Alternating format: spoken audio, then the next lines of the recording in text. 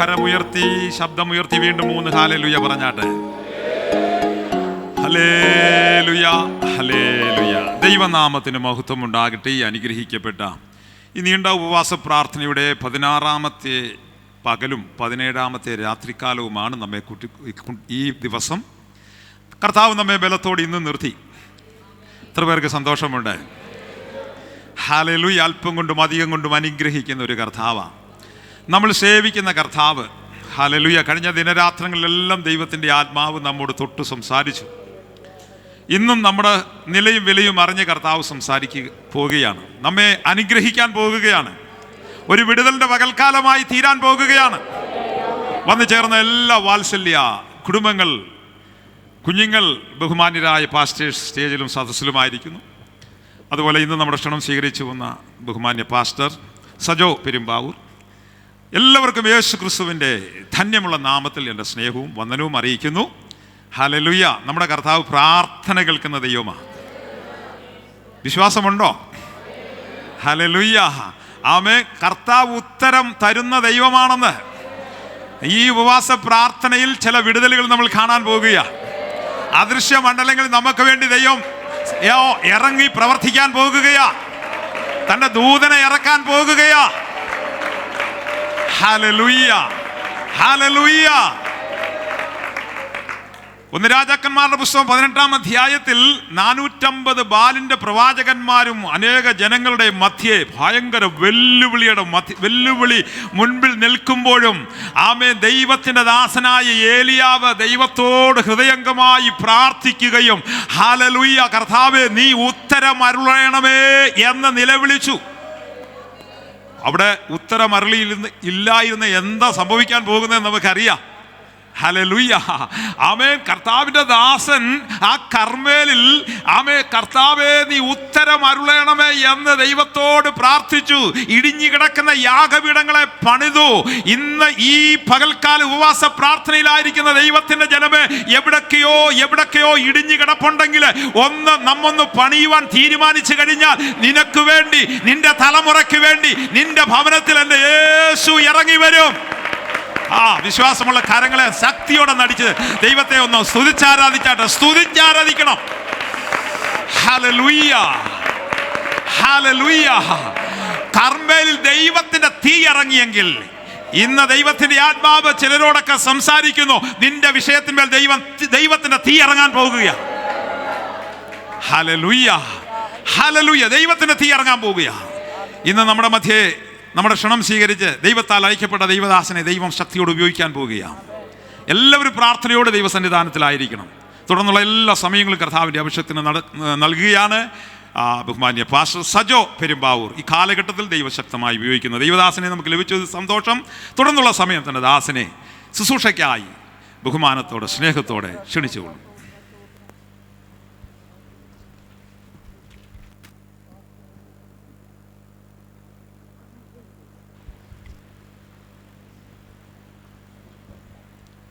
Pentecost Maranatha gospel ചർച്ചിൻ്റെ 3 ആഴ്ച നീണ്ടു നിൽക്കുന്ന ഉപവാസ പ്രാർത്ഥനയുടെ ഈ 16-ാമത്തെ ദിവസം നിങ്ങളെ അഭിസംബോധന ചെയ്യുവാൻ ലഭിക്കപ്പെട്ട സുവർണ നിമിഷത്തെ ഓർത്ത് ദൈവത്തിന് സ്തോത്രം ചെയ്യുന്നു. ദീർഘവർഷങ്ങളായി ഈ സഭയ്ക്ക് നടുനായത്വം വഹിക്കുന്ന അനുഗ്രഹീതനായ പാസ്റ്റർ എം.എ. വർഗീസ് അവർ, വിശേഷിച്ച് ഇന്നത്തെ യോഗ നടപടികൾ നിയന്ത്രിക്കുന്ന ഏറ്റവും പ്രിയങ്കരനായ പാസ്റ്റർ തോമസ് കുട്ടി അവർ, പാസ്റ്റർ രാജീവ്, വേദിയിൽ ഉപവിഷ്ടരായിരിക്കുന്ന മറ്റ് അനുഗ്രഹീതരായ ദൈവഭൃത്യന്മാർ, ദൈവസന്നിധിയിൽ ഭക്ഷണപാനീയങ്ങളെ വെടിഞ്ഞ് ഭൗതിക കാര്യങ്ങളുടെ മറ്റ് തിരക്കുകളിൽ നിന്നെല്ലാം ഒഴിഞ്ഞ് ക്രിസ്തുവിൻ്റെ ക്രൂശിൻ്റെ ചുവട്ടിൽ ദൈവകൃപയ്ക്ക് വേണ്ടി കാത്തിരിക്കുന്ന വിശ്വാസ സമൂഹങ്ങൾ, മറ്റ് പ്രിയപ്പെട്ടവരെ, സ്നേഹിതരെ, സഹോദരി സഹോദരന്മാരെ, നിങ്ങളെല്ലാവരെയും ഓർത്ത് ഞാൻ എൻ്റെ ദൈവത്തിന് നന്ദിയോടെ സ്തോത്രം ചെയ്യുകയാണ്. ഇന്നലകളിൽ അനുഗ്രഹീതരായ ദൈവദാസന്മാരിൽ കൂടെ ദൈവത്തിൻ്റെ വിലയേറിയ ആലോചനകൾ കേൾക്കുവാനുള്ളൊരു അവസരം ദൈവം നിങ്ങൾക്ക് നൽകി. ഇന്ന് സാധുവായ എന്നെ ദൈവം നിങ്ങളുടെ മധ്യത്തിൽ ഉപയോഗിക്കേണ്ടതിന് ഞാനും വളരെ പ്രാർത്ഥനയോടുകൂടിയാണ് നിങ്ങൾക്ക് മുമ്പിൽ നിൽക്കുന്നത്. നിങ്ങളുടെ പ്രാർത്ഥന ഇന്ന് വ്യത്യസ്തമായിരിക്കുന്ന ചില ശുശ്രൂഷയ്ക്ക് കാരണമാകുമെന്ന ശുഭാപ്തി വിശ്വാസമാണ് എനിക്ക് തുടർന്നുള്ള ശുശ്രൂഷയ്ക്കുള്ള പ്രേരക ശക്തി. ഈ ശുശ്രൂഷയിലേക്ക് എന്നെ വളരെ താല്പര്യപൂർവ്വം ക്ഷണിക്കുകയും വളരെ സ്നേഹബഹുമാനത്തോടെ സ്വീകരിക്കുകയും ചെയ്ത ഏറ്റവും ആദരനായ പാസ്റ്റർ എം എ വർഗീസിനെ ഞാൻ നന്ദിപൂർവ്വം ഓർക്കുന്നു, പ്രാർത്ഥനയിൽ വഹിക്കുന്നു. പ്രിയ ദേവദാസൻ്റെ എല്ലാ ശുശ്രൂഷകളെയും കർത്താവ് വർദ്ധിപ്പിക്കട്ടെ എന്ന് ദൈവസനിൽ പ്രാർത്ഥിക്കുന്നു. മാസത്തിൻ്റെ ഒരു 2 ആഴ്ചയെങ്കിലും തിരുവനന്തപുരത്തിൻ്റെ വിവിധ ഭാഗങ്ങളിലായി ഞാൻ ശുശ്രൂഷയുമായിട്ട് വരാറുണ്ട്. ആ സമയങ്ങളിലൊക്കെ PMG ചർച്ചിനെക്കുറിച്ചുള്ള ഒരു ചിന്ത എൻ്റെ മനസ്സിൽ വരാതെ പോയിട്ടില്ല. ഇവിടെ ഈ ചർച്ച് വന്ന് കാണണം എന്നൊരാഗ്രഹം എനിക്ക് മുൻകാലങ്ങളിൽ ഉണ്ടായിട്ടുണ്ട്. എന്നാൽ സമയപരിധികളുടെ കുറവ് നിമിത്തം അത് സാധിച്ചില്ലെങ്കിലും കാണാനല്ല ശുശ്രൂഷിക്കാനൊരവസരമുണ്ടായതിൽ ഞാൻ ദൈവത്തിന് സ്തോത്രം ചെയ്യുകയാണ്. ഒരു നിസ്സാര കാര്യമാണത്, വലിയ ചെറിയൊരു കാര്യമാണ്. പക്ഷേ ദൈവത്തിൻ്റെ വചനം പറയുന്നത് ഒരു കാര്യവും ദൈവം മുമ്പിൽ ഭക്തന്മാരുടെ ആഗ്രഹം നിസ്സാരമല്ല.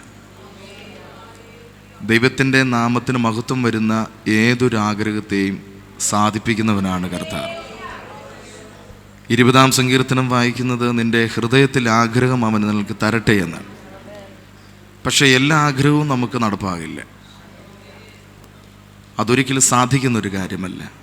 നടപ്പാകുന്ന ആഗ്രഹം അത് ദൈവനാമ മഹത്വത്തിന് മാത്രം കാരണമാകാം. ഈ ഉപവാസ യജ്ഞം തികച്ചും ദൈവനാമ മഹത്വത്തിന് കാരണമാകും എന്ന് ഞാൻ നിങ്ങൾക്ക് ഉറപ്പ് തരികയാണ്. ഞാൻ വന്നിരുന്ന സമയം മുതൽ ബഹുമാനിതനായ പാസ്റ്റർ നടത്തുന്ന ലീഡിങ് ശുശ്രൂഷയിൽ ഉപയോഗിച്ച ഒരു പദം, ആവർത്തിച്ച് പറഞ്ഞൊരു പദമാണ് ഇന്ന് ഞാൻ പ്രഭാഷണത്തിന് വേണ്ടി തിരഞ്ഞെടുത്തിട്ടുള്ളത്. അത് എനിക്ക് ലഭിച്ച ഒരു ദൈവിക ഉറപ്പിൻ്റെ ഒരു അടയാളമായിരുന്നു അദ്ദേഹത്തിൻ്റെ ആ പ്രസ്താവന. അത് എന്താണ് എന്നുള്ളത് പ്രഭാഷണത്തിൽ കൂടെ നിങ്ങൾക്ക് മനസ്സിലാകും. ഞാൻ പറഞ്ഞു വന്നതിൻ്റെ താല്പര്യം, ഇത് യഹോവയുണ്ടാക്കിയ ഒരു ദിവസമാണ്. ഇന്ന് നാം സന്തോഷിച്ച് ആനന്ദിക്കാം. നമ്മുടെ കണ്ണുകളെ ഒരിക്കൽ കൂടെ ദൈവസന്നിധിയിൽ അടച്ച് നമ്മുടെ നെഞ്ചിലേക്ക് ആ വലതുകരം ഒന്ന് ചേർത്ത് പിടിച്ച് ദൈവത്തോടൊന്ന് ആത്മാർത്ഥമായി ഹൃദയം തുറന്ന് പ്രാർത്ഥിക്കുക. കർത്താവേ, ഇന്ന് നിൻ്റെ ശബ്ദത്തിനായി ഞങ്ങൾ കാത്തിരിക്കുകയാണ്. അങ്ങ് എന്നോട്, എൻ്റെ കുടുംബത്തോട്, എൻ്റെ തലമുറയോട് സംസാരിക്കണം. എൻ്റെ സഭയോട് സംസാരിക്കണമേ.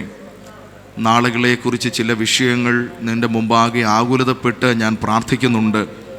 എങ്ങനെ ഞാൻ അതിലേക്ക് ചുവട് വെക്കണം എന്നതിനെക്കുറിച്ചുള്ള കൃത്യമായൊരു രൂപരേഖ അവിടുന്ന് എനിക്ക് തരണമേ എന്ന് നമുക്ക് ആത്മാർത്ഥമായി ദൈവസന്നിധിയിൽ പ്രാർത്ഥിക്കാം. ദൈവത്തിന് സ്തോത്രം, ദൈവത്തിന് സ്തോത്രം. പ്രാർത്ഥിക്കുന്ന തൻ്റെ ഭക്തൻ്റെ ഖണ്ഡനാളങ്ങളിൽ നിന്ന് ഉയരുന്ന ഒരു ശബ്ദം കേൾക്കാതെ പോകുന്നവനല്ല നമ്മുടെ കർത്താവ്. നമ്മുടെ ഹൃദയത്തിലെ താല്പര്യങ്ങളെ ഓർക്കുന്നവൻ, കണ്ണുനീരിൻ്റെ അർത്ഥങ്ങളും ആഴങ്ങളും അറിയുന്നവൻ, ആവലാദികൾ, വേദനകൾ അറിയുന്നവൻ. ആമേൻ. ഇന്നലകളിൽ നമുക്ക് വേണ്ടി പ്രവർത്തിച്ചവൻ ഇന്ന് പകലും നമുക്ക് വേണ്ടി പ്രവർത്തിക്കുമെന്ന ശുഭകരമായ പ്രതീക്ഷയോടെ, ഒട്ടും സംശയമില്ലാതെ, തുറന്ന മനസ്സോടെ, ആമേൻ, സ്തോത്രം, ദൈവസന്നിധിയിലേക്ക് നമുക്ക് അടുത്ത് ചെല്ലാം. നീണ്ട പ്രാർത്ഥനയുടെ ദിവസങ്ങളായിരുന്നു, എനിക്ക് നല്ല ബോധമുണ്ട്. പക്ഷേ ഇന്നത്തെ ഈ ശുശ്രൂഷയ്ക്ക് ഒരു പ്രത്യേക പ്രാർത്ഥന ആവശ്യമാകയാൽ വചനത്തിൻ്റെ ആഴമേറിയ വെളിപ്പാടിലേക്ക് പരിശുദ്ധാത്മാവ് നയിക്കേണ്ടതിനായി, ആമേൻ, കർത്താവ് ഓരോ വ്യക്തികളെ തൊടാൻ തുടങ്ങേണ്ടതിനായി, ദൈവത്തിൻ്റെ കരസ്പർശനം അനുഭവിക്കേണ്ടതിനായി നമുക്ക് ചേർന്ന് പ്രാർത്ഥിക്കാം. പരിശുദ്ധ പിതാവേ, തിരുസന്നിധിയിൽ ഞങ്ങൾ വരുന്നു. ഇന്നലകളിൽ ഞങ്ങളെ അനുഗ്രഹിച്ചു, ഇന്ന് രാവിലെ ഞങ്ങളോട് സംസാരിച്ചു. തുടർന്നും അവിടുന്ന് സംസാരിക്കേണ്ടതിന്, അവിടുത്തെ ഹൃദയം ഞങ്ങൾക്ക് മനസ്സിലാക്കേണ്ടതിന്, അവിടുത്തെ സ്പർശനം ഞങ്ങൾക്ക് തിരിച്ചറിയേണ്ടതിന് അവിടുന്ന് കരുണ ചെയ്യണം. എളിയവനും ഈ ജനവും അങ്ങയുടേതാകിയാൽ സ്തോത്രം. പരിശുദ്ധാത്മാവിൻ്റെ അധ്യക്ഷത ഉണ്ടാകണം. പരിജ്ഞാനത്തിലെല്ലാ നടപടികളും ഇവിടെ പൂർത്തീകരിക്കപ്പെടുവാൻ, പക്വതയിൽ അത് അവസാനിപ്പിക്കുവാൻ, ഒരു വലിയ വിടുതൽ ഞങ്ങൾക്ക് ആക്ഷരിക അടയാളത്തോടെ കാണുവാൻ കർത്താവ് ഇടയാക്കും. മഹത്വവും മാനവും തിരുമേനിക്കും മാത്രം യേശു മിശിഹായുടെ നാമത്തിൽ തന്നെ പിതാവേ, ആമേൻ. കർത്താവിന് സ്തോത്രം. തിരുവെഴുത്തിൻ്റെ ചില പ്രസക്തമായിരിക്കുന്ന ഭാഗം ഇന്ന് ഈ ഉപവാസ പ്രാർത്ഥനയുമായി ബന്ധപ്പെട്ട് ഞാൻ നിങ്ങൾക്ക് മുമ്പിൽ ബോധിപ്പിക്കുവാൻ താല്പര്യപ്പെടുന്നു. ആമേൻ. കഴിഞ്ഞ ഒരാഴ്ച ഞാൻ തിരുവല്ല പട്ടണത്തിലായിരുന്നു. ഞങ്ങളുടെ ഫെലോഷിപ്പിൻ്റെ ജനറൽ കൺവെൻഷനും അതിൻ്റെ ഭാഗമായിട്ടുള്ള ചില ശുശ്രൂഷകളും. അതിനുശേഷം ഇന്നലെ എറണാകുളം ചന്ദരൂർ എന്ന് പറഞ്ഞ സ്ഥലത്ത് നടന്ന പെന്തക്കോസ് ഐക്യവേദിയുടെ ഒരു മഹാസമ്മേളനത്തിൻ്റെ സമാപന രാത്രിയായി. അവിടെ നിന്ന് ഇന്നലെ രാത്രിയിൽ തന്നെ തിരിച്ചു വെളുപ്പിനെ 4 മണിയായപ്പോഴാണ് ഇവിടെ എത്തിയത്. ഞാൻ പറഞ്ഞത് എൻ്റെ മുഖവും എൻ്റെ നിൽപ്പും ഒക്കെ കാണുമ്പോൾ ക്ഷീണം നിങ്ങൾക്ക് തോന്നും. അത് പുറമേ ഉള്ളൂ, അകമയൊന്നുമില്ല. ആമേൻ. അതുകൊണ്ട് എൻ്റെ പുറമേ കാണുന്ന ക്ഷീണം കണ്ട് നിങ്ങൾ ക്ഷീണിച്ച് പോകരുത് എന്ന് സവിനയത്തിൽ ഞാൻ ഓർപ്പിക്കുകയാണ്. ആമേൻ. ഞാൻ ചരിത്ര പുസ്തകത്തിൽ നിന്നും വായിച്ച ഒരു പ്രസക്തമായിരിക്കുന്ന ഭാഗം ഇന്നത്തെ മെസ്സേജുമായി ബന്ധപ്പെട്ട് നിൽക്കുന്ന ഒരു ഭാഗമാണ്. അമേരിക്കൻ രാജ്യത്തിൻ്റെ സാമൂഹിക അവസ്ഥകളെ ഇളക്കിമറിച്ച പ്രസിദ്ധനായ ഒരു മനുഷ്യനായിരുന്നു മാർട്ടിൻ ലൂഥർ എന്ന് പറയുന്ന അനുഗ്രഹീതനായ ദൈവഭൃത്യൻ. അദ്ദേഹം ഒരു കർത്തവർഗക്കാരനായ മനുഷ്യനായിരുന്നു. അദ്ദേഹത്തിൻ്റെ കാലഘട്ടം എന്ന് പറയുന്ന അന്നത്തെ അമേരിക്കയുടെ രാഷ്ട്രീയ സാമൂഹിക അവസ്ഥകൾ ഏറ്റവും പരിതാപകരമാണ്. വിഘടനവാദങ്ങൾ കൊണ്ടും വർഗീയതകൾ കൊണ്ടും നീതി നിഷേധങ്ങൾ കൊണ്ടും അടിച്ചമർത്തലുകൾ കൊണ്ടുമൊക്കെ മാറ്റി നിർത്തപ്പെട്ട ഒരു ജനസമൂഹത്തിൻ്റെ വിമോചനത്തിന് വേണ്ടി സംസാരിപ്പാൻ പരിശുദ്ധാത്മാവ് എഴുന്നേൽപ്പിച്ച ഒരു യുഗപുരുഷനായിരുന്നു 34 വയസ്സുള്ള മാർട്ടിൻ ലൂഥർ എന്ന് പറയുന്നത്. ആമേൻ. ഓരോ കാലഘട്ടത്തിൽ ലോകത്തിൻ്റെ രാഷ്ട്രങ്ങളുടെ, പ്രസ്ഥാനങ്ങളുടെ, ഭവനങ്ങളുടെ, സമൂഹത്തിൻ്റെ വിമോചനത്തിന് വേണ്ടി ദൈവം ഓരോരുത്തരെയും എഴുന്നേൽപ്പിക്കാറുണ്ട്. ദൈവത്തിന് സ്തോത്രം. പട്ടണങ്ങളുടെ വിടുതലിനായി, ഗ്രാമങ്ങളുടെ പുനരുദ്ധീകരണത്തിനായി, തലമുറകളുടെ വഴിത്തിരിവുകൾക്കായി ദൈവം ഓരോരുത്തരെയും എഴുന്നേൽപ്പിക്കും. ഞാനൊരു ചോദ്യം ചോദിക്കുന്നു. നിങ്ങളുടെ ലൈഫിൻ്റെ, നിങ്ങളുടെ പ്രതിദാനം ചെയ്യുന്ന നിങ്ങളുടെ കുടുംബത്തിൻ്റെ, നിങ്ങളുടെ സഭയുടെ, നിങ്ങളുടെ സമൂഹത്തിൻ്റെ ഒരു പുതിയ വഴിത്തിരിവിന് നിങ്ങൾക്ക് ഒരു പങ്കാളിത്തം വഹിപ്പാൻ ആഗ്രഹമുണ്ടോ? ആമേൻ. സ്തോത്രം. ഞാൻ ഒരു ക്രൈസ്തവ കുടുംബത്തിൽ ജനിച്ച വ്യക്തിയാണ്. ഒരു CCI പശ്ചാത്തലത്തിൽ ജനിച്ച വ്യക്തിയാണ്. ഒരുപാട് ഫാമിലി ഞങ്ങളുണ്ട്. എൻ്റെ കുടുംബത്തിലെ ധാരാളം ആളുകൾ ഗവൺമെൻറ് ഉദ്യോഗസ്ഥരാണ്. പോലീസ് ഓഫീസേഴ്സ് അടക്കമുള്ള പല മേഖലകളിൽ സമൂഹത്തിൽ നിലനിൽക്കുന്ന ആളുകളാണ്. പക്ഷേ എൻ്റെ കുടുംബത്തിലില്ലാത്ത ഒരു സ്ഥാനമായിരുന്നു പാസ്റ്റർ എന്ന് പറയുന്ന, അല്ലെങ്കിൽ ആധ്യാത്മിക മേഖലകൾക്ക് നേതൃത്വം കൊടുക്കുന്ന ഒരു അനുഭവം. ദൈവത്തിൻ്റെ കരുണയാൽ എന്നെ ദൈവം അതിനുവേണ്ടി തിരഞ്ഞെടുത്തു. അത് എൻ്റെ കുടുംബ ചരിത്രത്തിൻ്റെ ഒരു വഴിത്തിരിവായിരുന്നു. ഞാൻ പറയുന്നത് നിങ്ങൾ മനസ്സിലാക്കണം. എന്നിലും വളരെ പ്രായമുള്ളവരാണ് ഏറിയ പങ്കും ആളുകൾ. നിങ്ങൾക്ക് ലഭിച്ച, എനിക്ക് ലഭിച്ച ഈ സ്ഥാനം നിസ്സാരമായ ഒരു സ്ഥാനമല്ല. ആമേൻ. സ്തോത്രം. നമുക്ക് ലഭിക്കപ്പെട്ട ഈ വിളി, നമുക്ക് ലഭിക്കപ്പെട്ട ഈ അഭിഷേകം, നമുക്ക് ലഭിക്കപ്പെട്ട ഈ ദൈവകൃപ എന്തിനൊക്കെയോ വേണ്ടിയിട്ടുള്ള മാറ്റത്തിനുള്ള ദൈവത്തിൻ്റെ ഒരു പദ്ധതിയാണ്. ആമേൻ. നിസ്സാരരെന്ന് ലോകം നമ്മളെ വിലയിരുത്തുമ്പോൾ ദൈവം നമ്മളെ എപ്പോഴും ഏറ്റവും വിലപ്പെട്ടവരായിട്ടാണ് കാണുന്നത്. നിങ്ങളുടെ വീട്ടിൽ എൻജിനീയർമാരുണ്ടാകാം, നേഴ്സുണ്ട്, ഡോക്ടറുണ്ട്, ഒക്കെ എക്സെട്രാ. നിങ്ങൾക്ക് ആരെയും എങ്ങനെയും കൂട്ടിപ്പൂരിപ്പിക്കാം. പക്ഷേ അവരൊന്നും നിങ്ങൾക്കൊപ്പം വരികയില്ല. കാരണം ബൈബിൾ പറയുന്നത് ആമേൻ, ലോകത്തെ ജയിച്ചവൻ നമുക്കൊപ്പമുണ്ടെന്നാണ്. ആമേൻ. സാത്താൻ്റെ തലയെ തകർത്തവൻ നമുക്കൊപ്പമുണ്ടെന്നാണ്. ആമേൻ. അവരുടെ കൂടെ ഇല്ലാത്ത ഒരാളാണ് നമുക്കൊപ്പമുള്ളത്. നമുക്കൊപ്പമുണ്ടോ എന്നുള്ളതല്ല പ്രസക്തമായൊരു കാര്യം, നാം അവനൊപ്പമുണ്ടോ എന്നുള്ളതാണ്. ഞാൻ പറയുന്നത് മനസ്സിലാക്കുന്നതിനായി ദൈവത്തിൻ്റെ സ്തോത്രം. ദൈവം എന്നോടുകൂടെ, ദൈവത്തിൻ്റെ പേര് തന്നെ ദൈവം നമ്മോടുകൂടെ എന്നർത്ഥമുള്ള ഇമ്മാനുവേൽ, അത് ദൈവത്തിൻ്റെ സ്വഭാവമാണത്. ദൈവം മനുഷ്യൻ്റെ കൂടെ ഇരിക്കുക എന്ന് പറയുന്നത് അതിലല്ല കാര്യം. അത് ദൈവത്തിൻ്റെ മാത്രം ഉത്തരവാദിത്വം.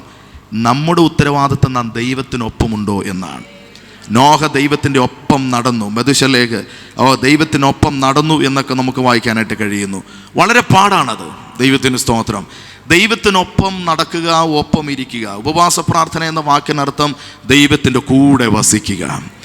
ഈ ദിവസങ്ങളിൽ നമ്മൾ വസിക്കുന്നതെല്ലാം, എനിക്കൊരു 56 പേരുടെ ലിസ്റ്റ് പാസ്റ്റർ ഇവിടെ പറഞ്ഞിട്ടുണ്ട്. അവർ പൂർണ്ണമായി ദൈവത്തോട് ചേർന്നിരിക്കുന്നവരാണ്.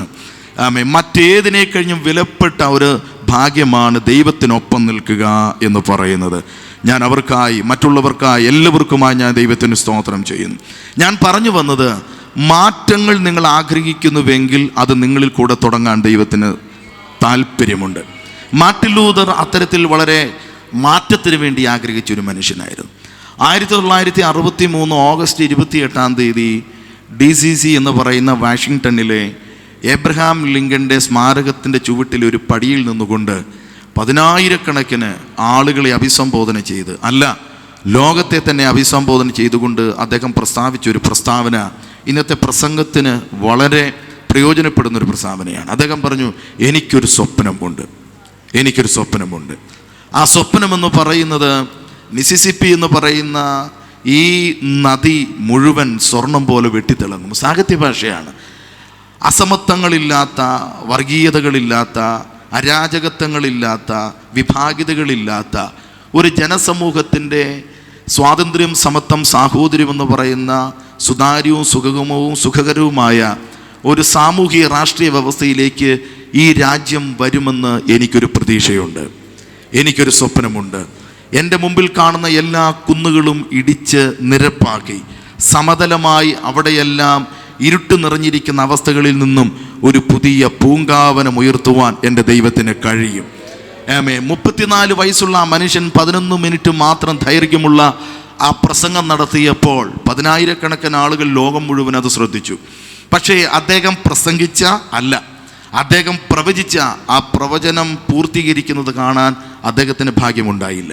ഒരു കാബാലികിൻ്റെ വെടിയേറ്റ് അദ്ദേഹം കാലയവനികൾക്കുള്ളിലേക്ക് മറയപ്പെട്ടു. പക്ഷേ അദ്ദേഹം പ്രസ്താവിച്ച ആ പ്രസ്താവന അമേരിക്കൻ പ്രപഞ്ചത്തിൻ്റെ ആ വായുമണ്ഡലത്തിൽ അലയടിച്ചു കൊണ്ടിരുന്നു. അദ്ദേഹം പ്രസ്താവിച്ചത് വെറുതെ ആയിരുന്നില്ല, ദൈവത്തിൻ്റെ ആത്മാവിനാലായിരുന്നു. ആ പ്രവചനം പൂർത്തീകരിക്കപ്പെട്ടു, പൂവണിയപ്പെട്ടു. ആ രാജ്യം വിമോചനത്തിൻ്റെ അനുഭവത്തിലേക്ക് വന്നു. സമത്വസുന്ദരമായ ഒരു രാഷ്ട്രീയ സാമൂഹ്യ വ്യവസ്ഥയിലേക്ക് ആ രാജ്യം എത്തപ്പെടുകയാണ്. ഓരോ കാലഘട്ടത്തിലും ദൈവം ഓരോരുത്തരെ എഴുന്നേൽപ്പിക്കുന്നു എന്നുള്ളതിൻ്റെ ഒരു രാഷ്ട്രീയ സംഭവമാണ് ഞാൻ നിങ്ങൾക്ക് മുമ്പിൽ ഓർപ്പിച്ചത്. അത്തരത്തിൽ ഒരു വലിയ മാറ്റത്തിന് ദൈവം ഉപയോഗിച്ച അനുഗ്രഹീതനായ ഒരു മനുഷ്യനായിരുന്നു ആമോസ്.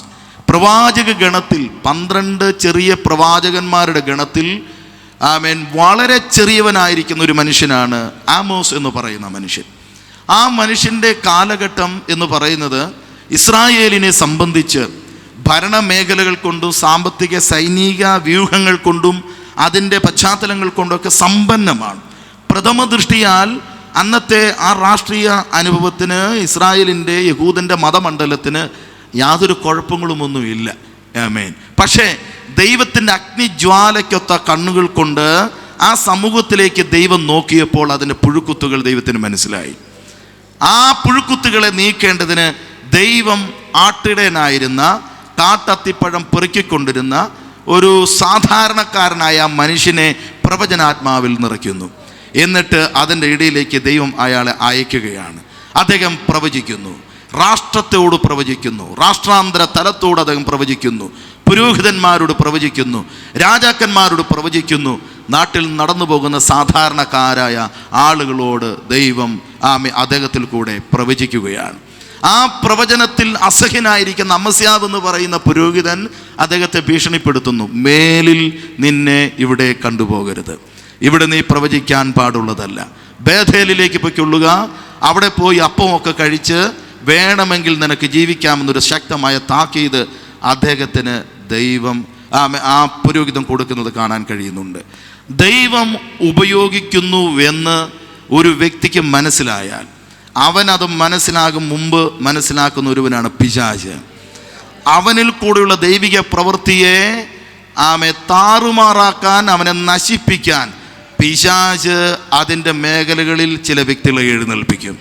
ഇന്ന് ഞാൻ നിങ്ങളോട് ഒരു വാഗ്ദത്തമായി പരിശുദ്ധാത്മാവിൽ പ്രവചിച്ചു പറയുന്നു, നിങ്ങളെ കൊണ്ട് ദൈവത്തിന് ചില മാറ്റങ്ങൾ വരുത്താൻ ആഗ്രഹിക്കുന്നുണ്ട്. പക്ഷെ വെല്ലുവിളികൾ നിങ്ങൾക്ക് മുമ്പിൽ നിൽക്കുന്നു.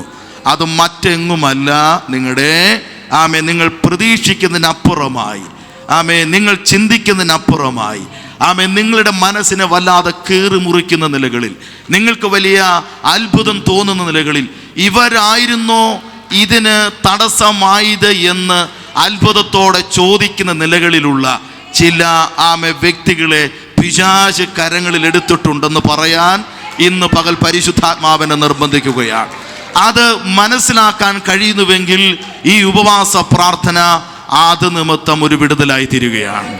ദൈവം നിങ്ങളെ ഉപയോഗിക്കാൻ താല്പര്യപ്പെടുന്നു. നിങ്ങളുടെ കുടുംബത്തിൻ്റെ, സഭയുടെ, സമൂഹത്തിൻ്റെ, നിങ്ങളുടെ ചാർച്ചക്കാരുടെ, നിങ്ങളുമായി ബന്ധപ്പെട്ട് നിൽക്കുന്ന ചിലരുടെ വിടുതലിനായി നിങ്ങളെ ഉപയോഗിക്കാൻ നിയോഗിച്ചിരിക്കെ നിങ്ങളെ അടിച്ചമർത്താൻ ശ്രമിക്കുന്നതായ ചില ശക്തികളും എതിർ ഘടകമായി എഴുന്നേൽക്കുമ്പോൾ ഇന്ന് പകൽ ഞാൻ പരിശുദ്ധാത്മാവിൽ പ്രവചിക്കുന്നു, അവയെ വേരോടെ പിഴുതു മാറ്റി, അവയെ അടിച്ചമർത്തി നിന്റെ മേലുള്ള അഭിഷേകത്തിന്റെ, അധികാരത്തിന്റെ, നിയോഗത്തിന്റെ പൂർത്തീകരണത്തിലേക്ക് വന്ന് നീ അവരുടെ പക്ഷമല്ല, അവർ നിന്റെ പക്ഷം ചേരത്തക്ക നിലകളിൽ നിന്റെ ജീവിത ഗതിവിഗതികളെ മാറ്റിമറിക്കുന്ന ദൈവം ഇന്ന് പകൽ ഇവിടെ ഇറങ്ങി വന്നിട്ടുണ്ട്.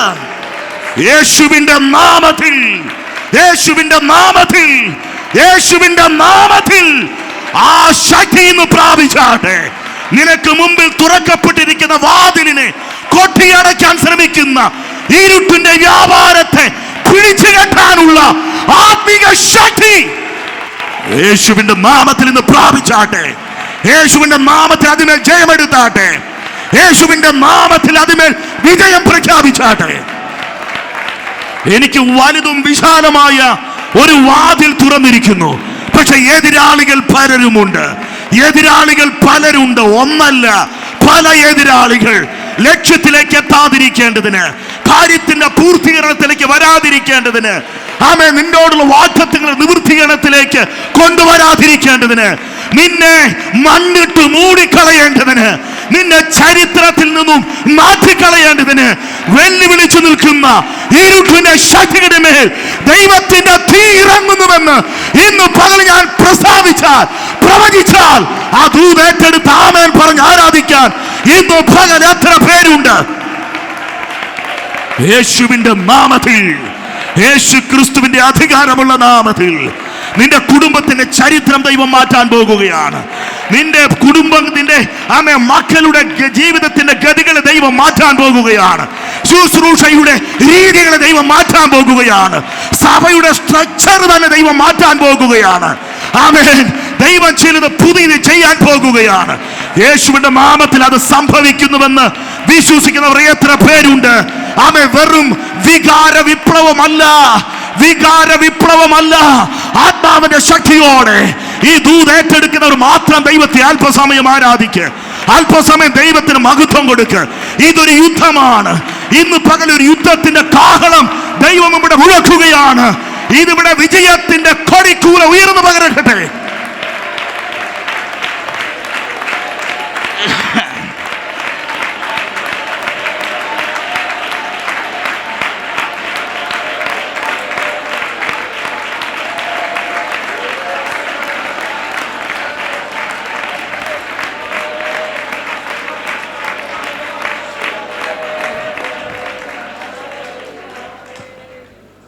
അമസ്യാവിൻ്റെ ഭീഷണിക്ക് മുമ്പിൽ ആമോസ് തൻ്റെ പ്രൊഫൈൽ പറയുന്നു, തൻ്റെ സ്റ്റാറ്റസ് പറയുകയാണ്.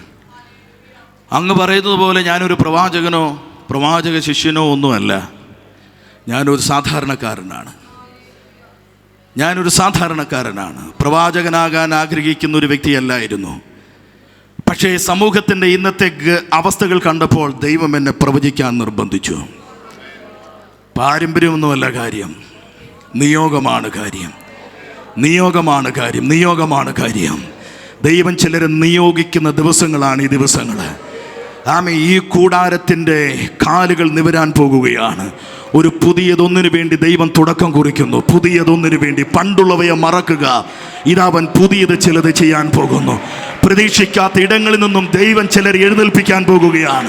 ചില കുടുംബങ്ങളിൽ നിന്നും, എഴുതി തള്ളിയ ചില കുടുംബങ്ങളിൽ നിന്നും, എഴുതി തള്ളിയ ചില ഇടങ്ങളിൽ നിന്നും ദൈവം ചിലരെ എഴുന്നേൽപ്പിക്കാൻ പോകുകയാണ്. ദൈവം ചിലതിനെ എഴുന്നേൽപ്പിക്കും. അസാധ്യമെന്ന് നീ ചിന്തിക്കുന്ന ഇടങ്ങളിൽ ദൈവത്തിന്റെ കാറ്റ് വീശാൻ പോകുകയാണ്. ബന്ധം വേർപെട്ട് കിടക്കുന്ന അസ്ഥി താഴ്വരകളിലേക്ക് ദൈവത്തിന്റെ ആത്മാവ് പറന്നിറങ്ങാൻ പോകുകയാണ്. അതിന്മേൽ ഞരമ്പ് വരാൻ പോകുകയാണ്. അതിന്മേൽ ത്വക്ക് വരാൻ പോകുകയാണ്. അതിന്മേൽ ദൈവിക ജീവൻ വരാൻ പോകുകയാണ്. ശവക്കുഴി തുറക്കാൻ പോകുകയാണ്. ജീസസ്. ചാരം മൂടിക്കളയാൻ ശ്രമിക്കുന്ന ചില കുടുംബ പശ്ചാത്തലങ്ങളുടെ അനുഭവങ്ങളുടെ ചരിത്രം ദൈവം മാറ്റിയെഴുതാൻ പോകുകയാണ്. ചില യുവാക്കന്മാരെ പരിശുദ്ധാത്മാവ് ഒരു പുതിയ നടത്തിപ്പിനായി എഴുന്നേൽപ്പിക്കാൻ പോകുകയാണ്. ഇവിടെ ഇരിക്കുന്ന ചില മാതാക്കന്മാർ ഉപവസിച്ച് പ്രാർത്ഥിക്കുന്നതിന്റെ ആത്യന്തിക ലക്ഷ്യം തന്നെ തലമുറകൾ എഴുന്നേൽക്കണം. ഒരു തലമുറ എഴുന്നേൽക്കണം. കൃപയുള്ള ഒരു തലമുറ, അഭിഷേകമുള്ള ഒരു തലമുറ. മാതാവേ, അന്യന്റെ കണ്ണുകൊണ്ടല്ല, നിന്റെ സ്വന്തം കണ്ണുകൊണ്ടത് കാണുന്ന ദിവസം അതിവിദൂരമല്ല. ആരാധിച്ച് വിടുതലേറ്റെടുത്താട്ടെ. കൂടാരത്തിൽ ആരാധന ഉയരട്ടെ. ദൈവത്തിന്റെ ശഖേന ഇവിടെ വ്യാപരിക്കുന്നുണ്ട്. ദൈവത്തിന്റെ തേജസ് ഇവിടെ ഇറങ്ങി വസിക്കുന്നുണ്ട്. ഇതുവരെ അന്യഭാഷ പറയാത്തവർ ഈ യോഗം കഴിയുമ്പോൾ അന്യഭാഷകളിൽ ആരാധിക്കുന്ന നിലകളിൽ പരിശുദ്ധാത്മാവ് പ്രവർത്തിക്കാൻ പോകുകയാണ്.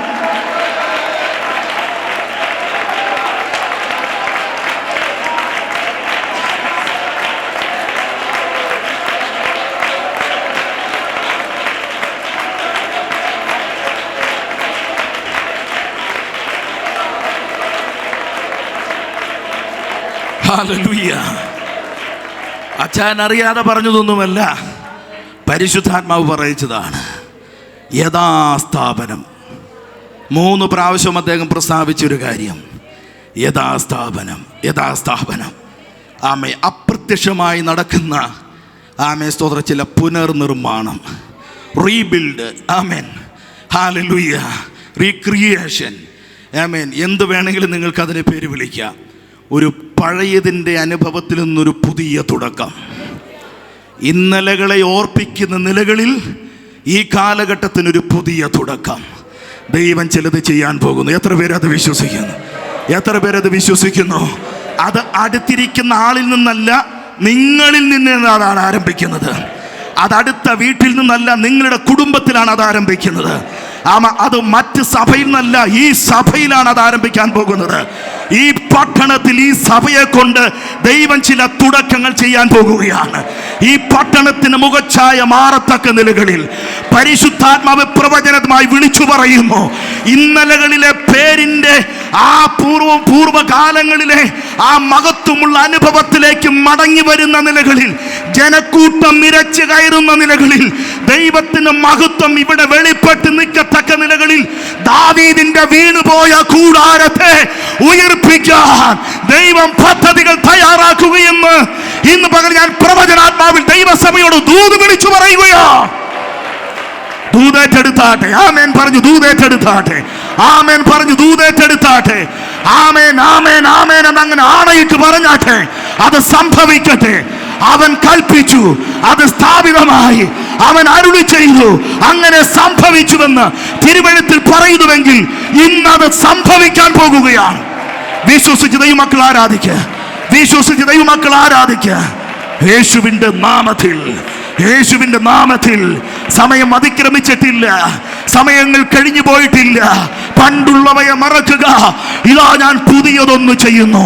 ദാവീദിന്റെ വീണുപോയ കൂടാരം പുരാതന കാലത്തിൽ എന്ന പോലെ ഞാൻ എഴുന്നേൽപ്പിക്കുമെന്ന് പറയുന്നത് മറ്റാരുമല്ല, സർവശക്തനായ ദൈവം. നിന്റെ കൂടാരത്തിന്റെ കാലുകളെ ദൈവം ഉയർത്തിക്കെട്ടാൻ പോകുകയാണ്. നിന്റെ കൂടാരത്തിന്റെ തിരശീലകളെ ദൈവം ശക്തിയോടെ വലിച്ചു കെട്ടാൻ പോകുകയാണ്. നഷ്ടപ്പെട്ടു പോയ ദൈവ സാന്നിധ്യം മടങ്ങി വരികയാണ്. ഇതുവരെ കാണാത്ത ദൈവ തേജസ് ഈ കൂടാരത്തിൽ നിറയപ്പെടാൻ പോകുകയാണ്. പരാജയപ്പെട്ട് പിന്തിരിഞ്ഞോടിയ ഇസ്രായേലിന്റെ ചരിത്രത്തെ ദൈവം മാറ്റി എഴുതാൻ പോകുകയാണ്. ഇസ്രായേലിന്റെ മഹത്വം തിരികെ വരാൻ പോകുകയാണ്. ആരാധിച്ചാട്ടെ, ആരാധിച്ചാട്ടെ. ശുശ്രൂഷയ്ക്ക് ഒരു പുതിയ തുടക്കം, അരുളപ്പാടിന്റെ പുതിയ കലവറ, പ്രവചനത്തിന്റെ പുതിയ പൊരുളുകൾ, ശുശ്രൂഷയുടെ പുതിയ മണത്തിപ്പുകൾ, ചില പുതിയ ബന്ധങ്ങൾ. Love Jesus, worship Jesus, glory to Jesus. Hallelujah. പ്രവചനം 9-ാം അധ്യായത്തിലേക്ക് നമുക്ക് വേഗത്തിൽ വരാം. ആമോസിൻ്റെ പ്രവചനം 9-ാം അധ്യായം 11 മുതൽ 14 വരെയുള്ള തിരുവെഴുത്തിൻ ഭാഗങ്ങളെ ആസ്പദീകരിച്ചുകൊണ്ട് ഇന്ന് പകൽ നമുക്ക് തുടർ സമയങ്ങൾ ദൈവവചനം ചിന്തിപ്പാൻ പരിശുദ്ധാത്മാവ് നമ്മെ സഹായിക്കട്ടെ. ആമോസിൻ്റെ പ്രവചനം 9-ാം അധ്യായം 11 മുതൽ 14 വരെയുള്ള തിരുവെഴുത്തിൻ ഭാഗം. അവർ ഏദോമിൽ ശേഷിച്ചിരിക്കുന്നവരുടെയും എൻ്റെ നാമം വിളിക്കപ്പെടുന്ന സകല ജാതികളുടെയും ദേശത്തെ കൈവശമാക്കേണ്ടതിന് വീണുപോയ ദാവീദിൻ കൂടാരത്തെ ഞാൻ അന്നാളിൽ നിവർത്തുകയും അതിൻ്റെ പിളർപ്പുകളെ അടയ്ക്കുകയും അവൻ്റെ ഇടിവുകളെ തീർക്കുകയും അതിനെ പുരാതന കാലത്തിൽ എന്ന പോലെ പണിയുകയും ചെയ്യും എന്നാകുന്നു ഇതനുഷ്ഠിക്കുന്ന യഹോവയുടെ അരുളപ്പാട്. ഉഴുന്നവൻ കൊയ്യുന്നവനെയും മുന്തിരിപ്പഴം ചവിട്ടുന്നവൻ വിതയ്ക്കുന്നവനെയും തുടർന്നെത്തുകയും പർവ്വതങ്ങൾ പുതുവീഞ്ഞു പൊഴിക്കുകയും എല്ലാ കുന്നുകളും ഉരുകിപ്പോവുകയും ചെയ്യുന്ന നാളുകൾ വരുമെന്ന് യഹോവയുടെ അരുളപ്പാട്. അപ്പോൾ ഞാൻ എൻ്റെ ജനമായ ഇസ്രായേലിൻ്റെ പ്രവാസികളെ മടക്കി വരുത്തും. ശൂന്യമായി പോയിരുന്ന പട്ടണങ്ങളെ അവർ പണിത് പാർക്കുകയും മുന്തിരിത്തോട്ടങ്ങൾ ഉണ്ടാക്കി അവയിലെ വീഞ്ഞു കുടിക്കുകയും തോട്ടങ്ങൾ ഉണ്ടാക്കി അവയിലെ ഫലം അനുഭവിക്കുകയും ചെയ്യും. വളരെ നന്ദി. ആമോസിൻ്റെ പ്രവചനത്തിൻ്റെ പരമപ്രധാനമായിരിക്കുന്ന ലക്ഷ്യമെന്ന് പറയുന്നത് ഇസ്രായേലിൻ്റെ പുനരുദ്ധരീകരണമാണ്. നഷ്ടപ്പെട്ടു പോയ അവരുടെ ആത്മീയ പ്രതാപ കാലഘട്ടത്തിലേക്ക് ദൈവം അവരെ മടക്കിക്കൊണ്ടുവരും എന്നുള്ളതിനെക്കുറിച്ചുള്ള ഒരു മശിക പ്രവചനമാണ് ആമോസിൻ്റെ പ്രവചന പുസ്തകം. യെരോബയാം എന്ന് പറയുന്ന രാജാവിൻ്റെയും യെഹിസ്കിയാവ് എന്ന് പറയുന്ന രാജാവിൻ്റെയും ഭരണകാലഘട്ടമായിരുന്നു ആമോസിൻ്റെ പ്രവചന കാലഘട്ടം. ഞാൻ ആമുഖത്തിൽ ഓർപ്പിച്ചതുപോലെ ഇവരുടെ കാലഘട്ടം രാജ്യത്തിൽ സാമ്പത്തിക സൈനിക മേഖലകളിൽ ശക്തമായിരിക്കുന്ന പ്രചോദനവും അടിസ്ഥാനവുമൊക്കെ ഉണ്ടായിരുന്നു. രാജ്യം ലോകത്തിന് മുമ്പിൽ വളരെ പ്രചാരം നേടുന്ന നിലകളിൽ ഉയർന്നു പോകുന്ന വിജയത്തിൻ്റെ കൊടിക്കൂറകൾ പാറിപ്പറക്കുന്നൊരു കാലഘട്ടം തന്നെയായിരുന്നു. എന്നാൽ ഒരു രാഷ്ട്രത്തെ സംബന്ധിച്ച്, പ്രത്യേകിച്ച് യഹൂദ രാഷ്ട്രത്തെ സംബന്ധിച്ച്, അവരൊരു സൈനിക സാമ്പത്തിക മേഖലയിലെ വൻകിട ശക്തിയായി നിലനിൽക്കണമെന്നൊരു ആഗ്രഹം മാത്രമല്ല ദൈവത്തിനുള്ളത്. ദൈവത്തെ സംബന്ധിച്ച് അവരൊരു വലിയ സൈന്യവ്യൂഹമായി നിലനിൽക്കുന്നു എന്നതിനക്കഴിഞ്ഞപ്പുറം ഏതൊരു രാജാക്കന്മാരെയും കീഴടക്കുന്ന നിലകളിലുള്ള ഒരു വലിയ സ്വാധീനമുള്ള അധികാരമുള്ള കൂർമ്മ ബുദ്ധികളുള്ള രണകിങ്കരന്മാരെ കൊണ്ട് അണിനിരത്തിയിരിക്കുന്ന ആളുകളെ കൊണ്ട് നിബിഡമാകണം എന്നതിനക്കഴിഞ്ഞപ്പുറമായി ദൈവം ആഗ്രഹിക്കുന്നത് ദൈവത്തിനിറങ്ങി വസിക്കാൻ കഴിയുന്ന ഒരു പാളയമായി ആ സമൂഹം നിലനിൽക്കണമെന്നാണ്. മറ്റേതൊരു കാര്യത്തിൽ നമുക്ക് അഭിമാനിക്കുവാൻ പുകഴ്ച പറയുന്ന നിലകളിലുള്ള കാര്യാദികളൊക്കെ ഉണ്ടെങ്കിലും ദൈവം നമുക്കൊപ്പമില്ലെങ്കിൽ ബാക്കിയെല്ലാം നിരർത്ഥകമാണ്.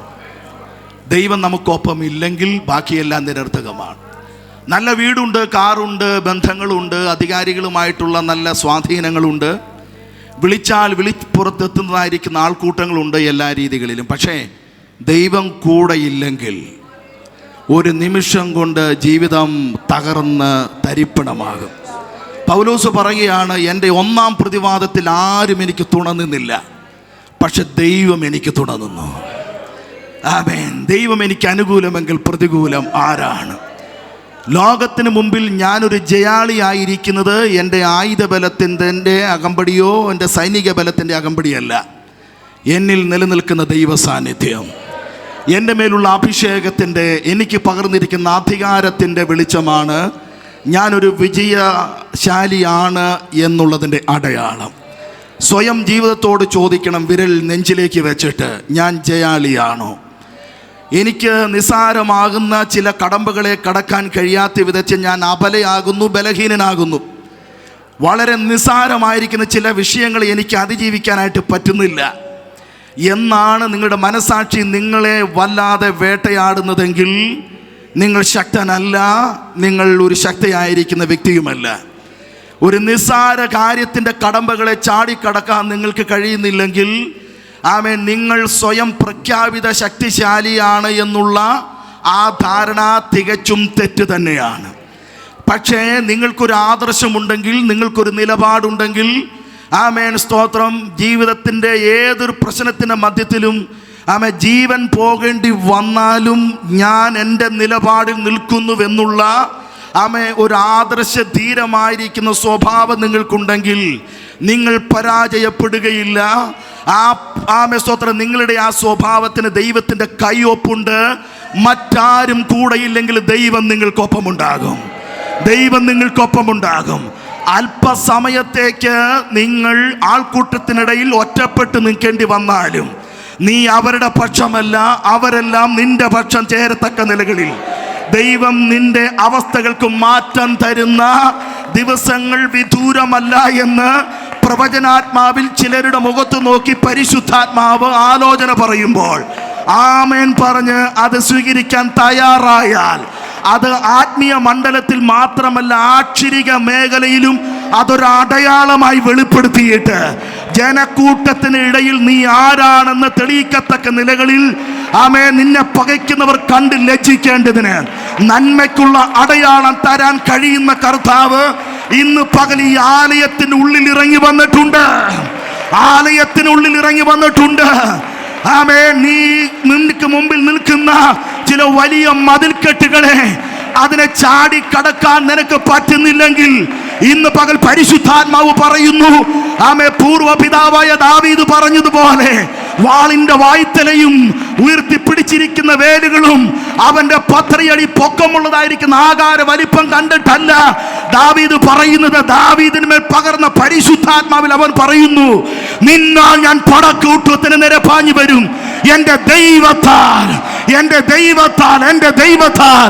ഇന്ന് പകൽ കർത്താവ് ചിലരോട് ആലോചന പറയുന്നത് ഇങ്ങനെയാണ്: നിന്റെ വിജയത്തിന്റെ, നിന്റെ തുടക്കത്തിന്റെ, നിന്റെ കുതിപ്പിന്റെ, നിന്റെ പരിവർത്തനത്തിന്റെ, യഥാസ്ഥാപനത്തിന്റെ ആത്യന്തിക അടിത്തറ എന്ന് പറയുന്നത് ദൈവത്താൽ, ദൈവത്താൽ. ഇത് യഹോവയാൽ സംഭവിച്ചു, ഇത് യഹോവയാൽ സംഭവിച്ചു എന്ന് പറയുന്ന നിലകളിലേക്ക് അത് സംഭവിക്കുകയാണ്, സംഭവിക്കുകയാണ്. ഇപ്പോൾ തന്നെ അത് സംഭവിച്ചുകൊണ്ടിരിക്കുകയാണ്, അത് സംഭവിച്ചുകൊണ്ടിരിക്കുകയാണ്. ദൈവജനം കാര്യം ഗ്രഹിച്ച് ആരാധിച്ചാൽ മതി കേട്ടോ, കാര്യം ഗ്രഹിച്ച് ആരാധിച്ചാൽ മതി. ഒരാവേശത്തിൽ ആരും ആരാധിക്കണ്ട. സ്തോത്രം. കാര്യങ്ങളെ ഗ്രഹിച്ചു മാത്രം ദൈവത്തിന് മഹത്വം കൊടുത്താൽ മതി. ഒരു വശത്തിന്റെ പ്രസംഗം നടക്കുമ്പോൾ മറുവശത്ത് യുദ്ധമാണ് നടന്നുകൊണ്ടിരിക്കുന്നത്. ദൈവം നമുക്ക് വേണ്ടി യുദ്ധം ചെയ്തുകൊണ്ടിരിക്കുകയാണ്. ദൈവം ചില വിടുതലുകൾ അയച്ചുകൊണ്ടിരിക്കുകയാണ്. നിന്റെ ശരീരത്തിന്റെ മേല്, നിന്റെ ചിന്തകളുടെ മേഖലകളിൽ മേല് നിനക്ക് ചാടിക്കടക്കാൻ കഴിയാത്ത വിധത്തിൽ നീ പകച്ചു നിൽക്കുന്ന ചില സാഹചര്യത്തിന്മേല് അതിനെ അതിജീവിക്കാനുള്ള ശക്തി നിന്റെ മേൽ കർത്താവ് പകർന്നു തന്നുകൊണ്ടിരിക്കുകയാണ്. പ്രാപിച്ചാട്ടെ, അത് ഏറ്റെടുത്താട്ടെ, ഇന്ന് പകൽ അതിന്മേൽ ജയമെടുത്താട്ടെ. ഒരു പുതിയ നിറവിലേക്ക്, ഒരു പുതിയ അഭിഷേകത്തിലേക്ക്.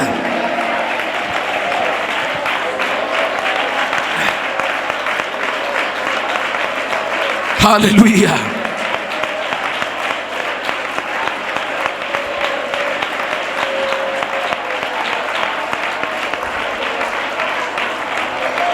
ആത്മാവിൽ ദരിദ്രരായവർ ഭാഗ്യവാന്മാർ, ആത്മാവിൽ ദരിദ്രരായവർ ഭാഗ്യവാന്മാർ. യേശുക്രിസ്തുവിന്റെ പ്രസ്താവന വളരെ വിലപ്പെട്ടതാണ്. പുറമേ കാണുന്ന ഏതെങ്കിലും തരത്തിലുള്ള ബലമൊന്നുമല്ല ജീവന്റെ മതിൽക്കെട്ടെന്ന് പറയുന്നത്. ദൈവ സാന്നിധ്യമാണ്. ദൈവ സാന്നിധ്യമില്ലാത്ത ഒരു മേഖലയും സുരക്ഷിതമല്ല. നിനക്കൊപ്പം ദൈവമുണ്ടെങ്കിൽ നീ കിടക്കുന്ന സ്ഥലം ഏതാണെങ്കിലും അതിന്മേൽ ദൈവത്തിന്റെ പ്രവൃത്തി വെളിപ്പെട്ട് നീ മണ്ണടിഞ്ഞു പോകാതെ പുനരുദ്ധീകരണം തരുന്നൊരു കർത്താവ്. ദൈവത്തിന് സ്തോത്രം.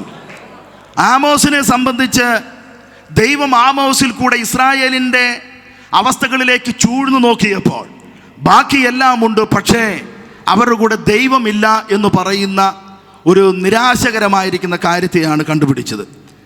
അദ്ദേഹം നോക്കിയപ്പോൾ ഒരുപാട് പുഴുക്കുത്തുകൾ ആ സമൂഹത്തിൽ കാണുകയാണ്. ഉപരിവർഗമെന്ന് പറയുന്ന ഒരു പ്രത്യേക വിഭാഗം, ഭരണകൂടമെന്ന് പറയുന്ന ഒരു പ്രത്യേക വിഭാഗം, സാധാരണപ്പെട്ട ആളുകളെന്ന് പറയുന്ന ഒരു വിഭാഗം, അപ്പോൾ തന്നെ പുരോഹിത പ്രവാചക ശ്രേഷ്ഠരായിരിക്കുന്ന അമസ്യാവ് അടക്കമുള്ള മറ്റൊരു വിഭാഗം. ഇങ്ങനെ വിഭാഗതകൾ കൊണ്ട് നിറഞ്ഞു നിൽക്കുകയാണ്. അതുകൊണ്ടാണ് പരിശുദ്ധാത്മാവ് ആമോസിൽ കൂടെ പ്രവചിക്കുന്നത് എല്ലാ കുന്നുകളും ഇടിഞ്ഞ് നിരപ്പാകുമെന്ന്. അതിനർത്ഥം പാലസ്തീനിലെ എല്ലാ മലകളും ഇങ്ങനെ അങ്ങോട്ട് ഇടിഞ്ഞു പോകുമെന്നല്ല. പ്രകൃതിയിൽ ഒരു ദുരന്തം സംഭവിച്ച് അങ്ങനെ വൻ മലകളായിരിക്കുന്ന അനുഭവങ്ങൾ സമതലമായി തീരുമെന്നൊരു അടയാളത്തിലല്ല പറഞ്ഞത്. അതിനപ്പുറം ഉയർന്നു നിൽക്കുന്ന വിഭാഗതയുടെ കുന്നുകളെ ദൈവം ഇടിച്ച് നിരപ്പാക്കും. നിരപ്പാക്കിയിട്ട് ദൈവം അവിടെ പകരാൻ പോകുന്ന കാര്യത്തെക്കുറിച്ച് പ്രവാചകൻ പ്രവചിക്കുന്നു. അവിടെ പുതുവീഞ്ഞൊഴുകും, പുതുവീഞ്ഞൊഴുകും. ഹല്ലേലൂയ. ഇസ്രായേലിൽ ഇല്ലാതെ പോയ ഒരനുഭവമാണ് പുതുവീഞ്ഞിൻ്റെ അനുഭവങ്ങൾ. ആമേൻ. അതുകൊണ്ട് തന്നെ കർത്താവിൻ്റെ ആത്മാവ് പറയുന്നു, ഉയർത്തിക്കെട്ടുന്ന കൂടാരത്തിലേക്ക് ദൈവം പകരാൻ പോകുന്നതാണ് പുതിയ വീഞ്ഞ്, പുതിയ വീഞ്ഞ്. ആമേൻ. പുതിയ വീഞ്ഞ്. വീഞ്ഞിൻ്റെ അർത്ഥതലങ്ങളെക്കുറിച്ച് നമുക്ക് പിന്നീട് ചിന്തിക്കാൻ കർത്താവ് അവസരങ്ങൾ തരട്ടെ. ആമേൻ. ഏറ്റവും പ്രസിദ്ധമായിരിക്കുന്ന ഒരു പ്രവചന ഭാഗമാണ് 9-ാം അധ്യായത്തിൽ നമ്മൾ വായിക്കാനായിട്ട് കഴിയുന്നത്. 5 ദർശനം ആമോസിൻ്റെ പ്രവചനത്തിൽ നമുക്ക് മനസ്സിലാക്കാം. 5 ദർശനവും ഇസ്രായേലിൻ്റെ ഭൂത വർത്തമാന ഭാവി കാലത്തെക്കുറിച്ചുള്ളതാണ്. വളരെ നിശിതമായ വിമർശനാത്മകമായ പ്രവചനങ്ങൾ ആമോസ് ഈ ജനത്തെ നോക്കി നടത്തിയതിന് അനന്തരമായി ഏറ്റവും അവസാന അധ്യായങ്ങളിലേക്ക്, അവസാന ഭാഗത്തിലേക്ക് വരുമ്പോൾ ശുഭാപ്തികരമായ ചില പ്രതീക്ഷകൾ ഇസ്രായേൽ ജനത്തിന് പകരുന്ന നിലകളിലാണ് ആമോസ് തൻ്റെ പ്രവചനം അവസാനമായി എത്തിക്കുന്നത്. അദ്ദേഹം പറയുകയാണ്, ഞാൻ ദാവീദിൻ്റെ വീണുപോയ കൂടാരത്തെ എഴുന്നേൽപ്പിക്കും. എന്തായിരുന്നു അതിൻ്റെ അർത്ഥം?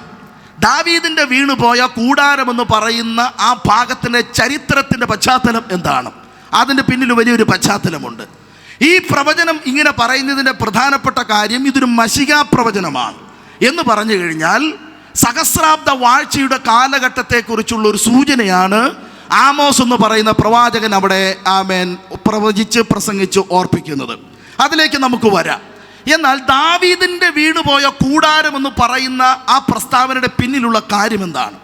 ഇസ്രായേൽ ചരിത്രത്തിൻ്റെ ഏറ്റവും പ്രസിദ്ധമായിരിക്കുന്നൊരു മേഖലയാണ് കൂടാരം എന്ന് പറയുന്ന അനുഭവം. കൂടാരം എന്ന് പറയുമ്പോൾ ബൈബിളിന് ഒരുപാട് അർത്ഥമുണ്ട്.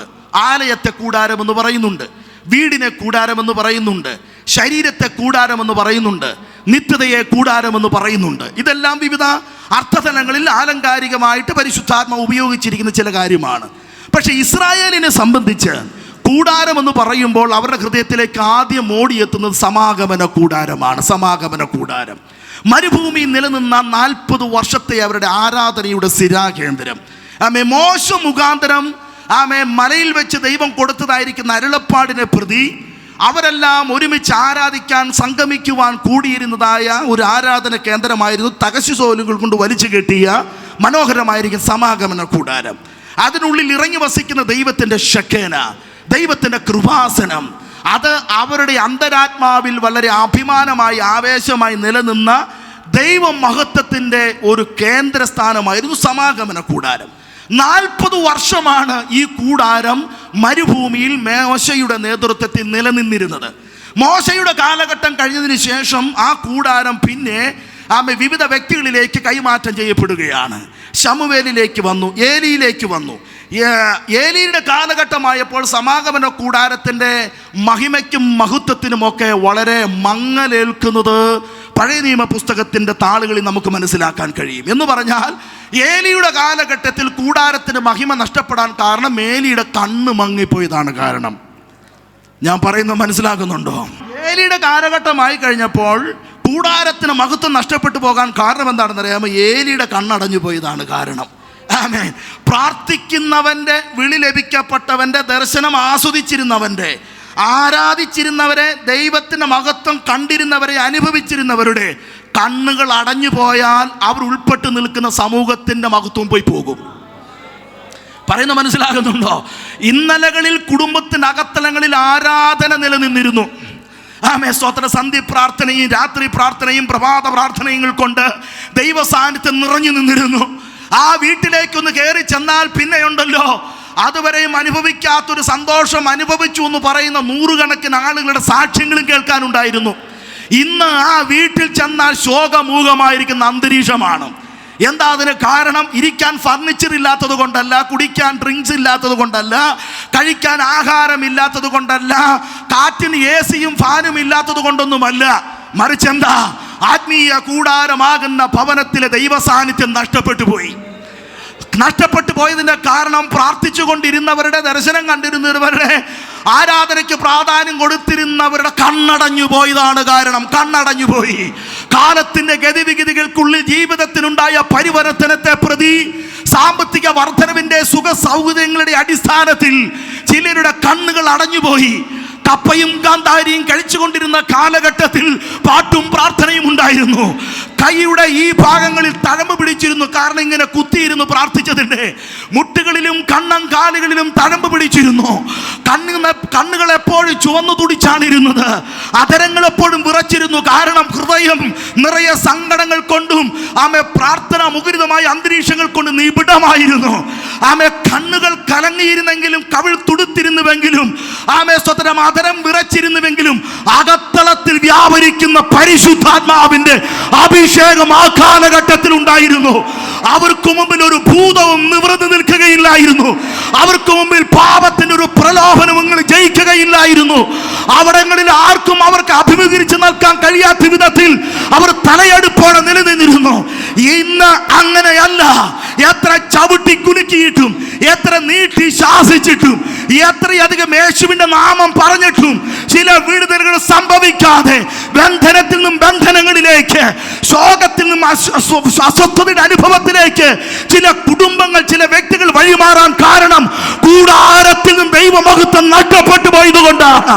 ഇന്ന് പകൽ പരിശുദ്ധാത്മാവ് കുടുംബങ്ങളെ നോക്കി പ്രവചിക്കുന്നു. നിന്റെ കൂടാരം, നിന്റെ കുടുംബം ദൈവമഹത്വത്തിന്റെ കേന്ദ്രമായി പുനരുദ്ധരിക്കപ്പെടേണ്ടതിനായി ഇന്ന് പകൽ ഏൽപ്പിച്ചു കൊടുക്ക. കൂട്ടത്തിൽ പാട്ടും കൂട്ടത്തിൽ ചാട്ടവും ഒക്കെ സഭയ്ക്കുള്ളിൽ നല്ലതാ. എല്ലാം ഉണ്ട്. പക്ഷെ കർത്താവ് ചോദിക്കുന്നു, വീട്ടിൽ നിനക്ക് പ്രാർത്ഥനയുണ്ടോ? വീട്ടിൽ നിനക്ക് ആരാധനയുണ്ടോ?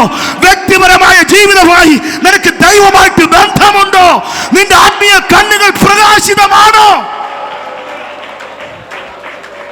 ഉത്തരം പറഞ്ഞിട്ടേ ഈ ഡോറ് തുറന്ന് പുറത്തു പോകാവുള്ളൂ. ദൈവം നിന്നെ വിടുന്ന ദിവസമല്ല ഇന്ന്.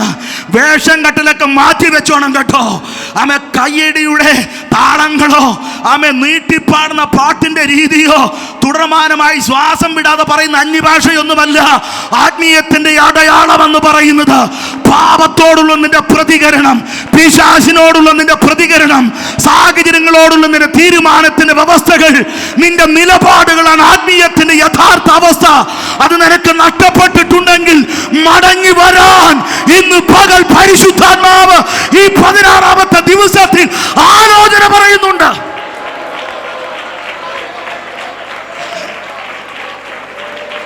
ഒരു പ്രവാചകന്റെയും ആവശ്യമില്ലായിരുന്നു. ഒരു കാലഘട്ടത്തിൽ ദൈവം ഇറങ്ങി വന്ന് സംസാരിക്കുമായിരുന്നു. ഇന്ന് കൂലിക്ക് പ്രവാചകന്മാരെ വിളിക്കാൻ എന്നാ കാരണം? ദൈവശബ്ദം നിന്നുപോയി. നിന്റെ കർണപുടങ്ങൾ അടഞ്ഞുപോയി. നിന്റെ കൂടാരവാതിൽക്ക് നിൽക്കുന്ന ദൈവത്തെ കാണാൻ കഴിയാതെ നിന്റെ കണ്ണടഞ്ഞുപോയി. ശമുവേലേ ശമുവേൽ എന്നുള്ള വിളി അവന് ഗ്രഹിപ്പാൻ കഴിയാതെ പോയതുപോലെ നിന്റെ പേര് ചൊല്ലി വിളിക്കുന്നത് കേൾക്കാൻ നിനക്ക് മനസ്സില്ലാതെ പോയി.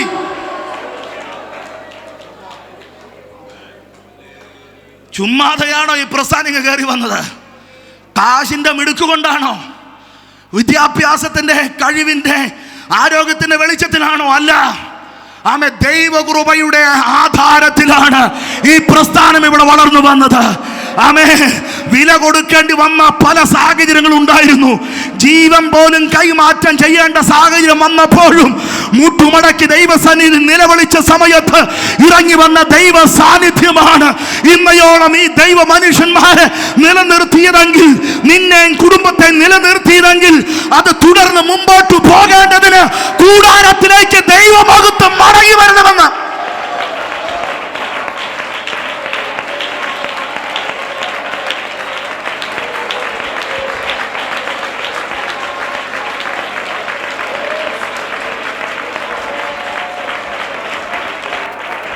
വിശ്വാസിയുടെ പ്രശ്നം പരിഹരിക്കാൻ പാസ്റ്റർ ഇന്ന് പഞ്ചായത്ത് മെമ്പറിനെ ആഗ്രഹിക്കുന്നു.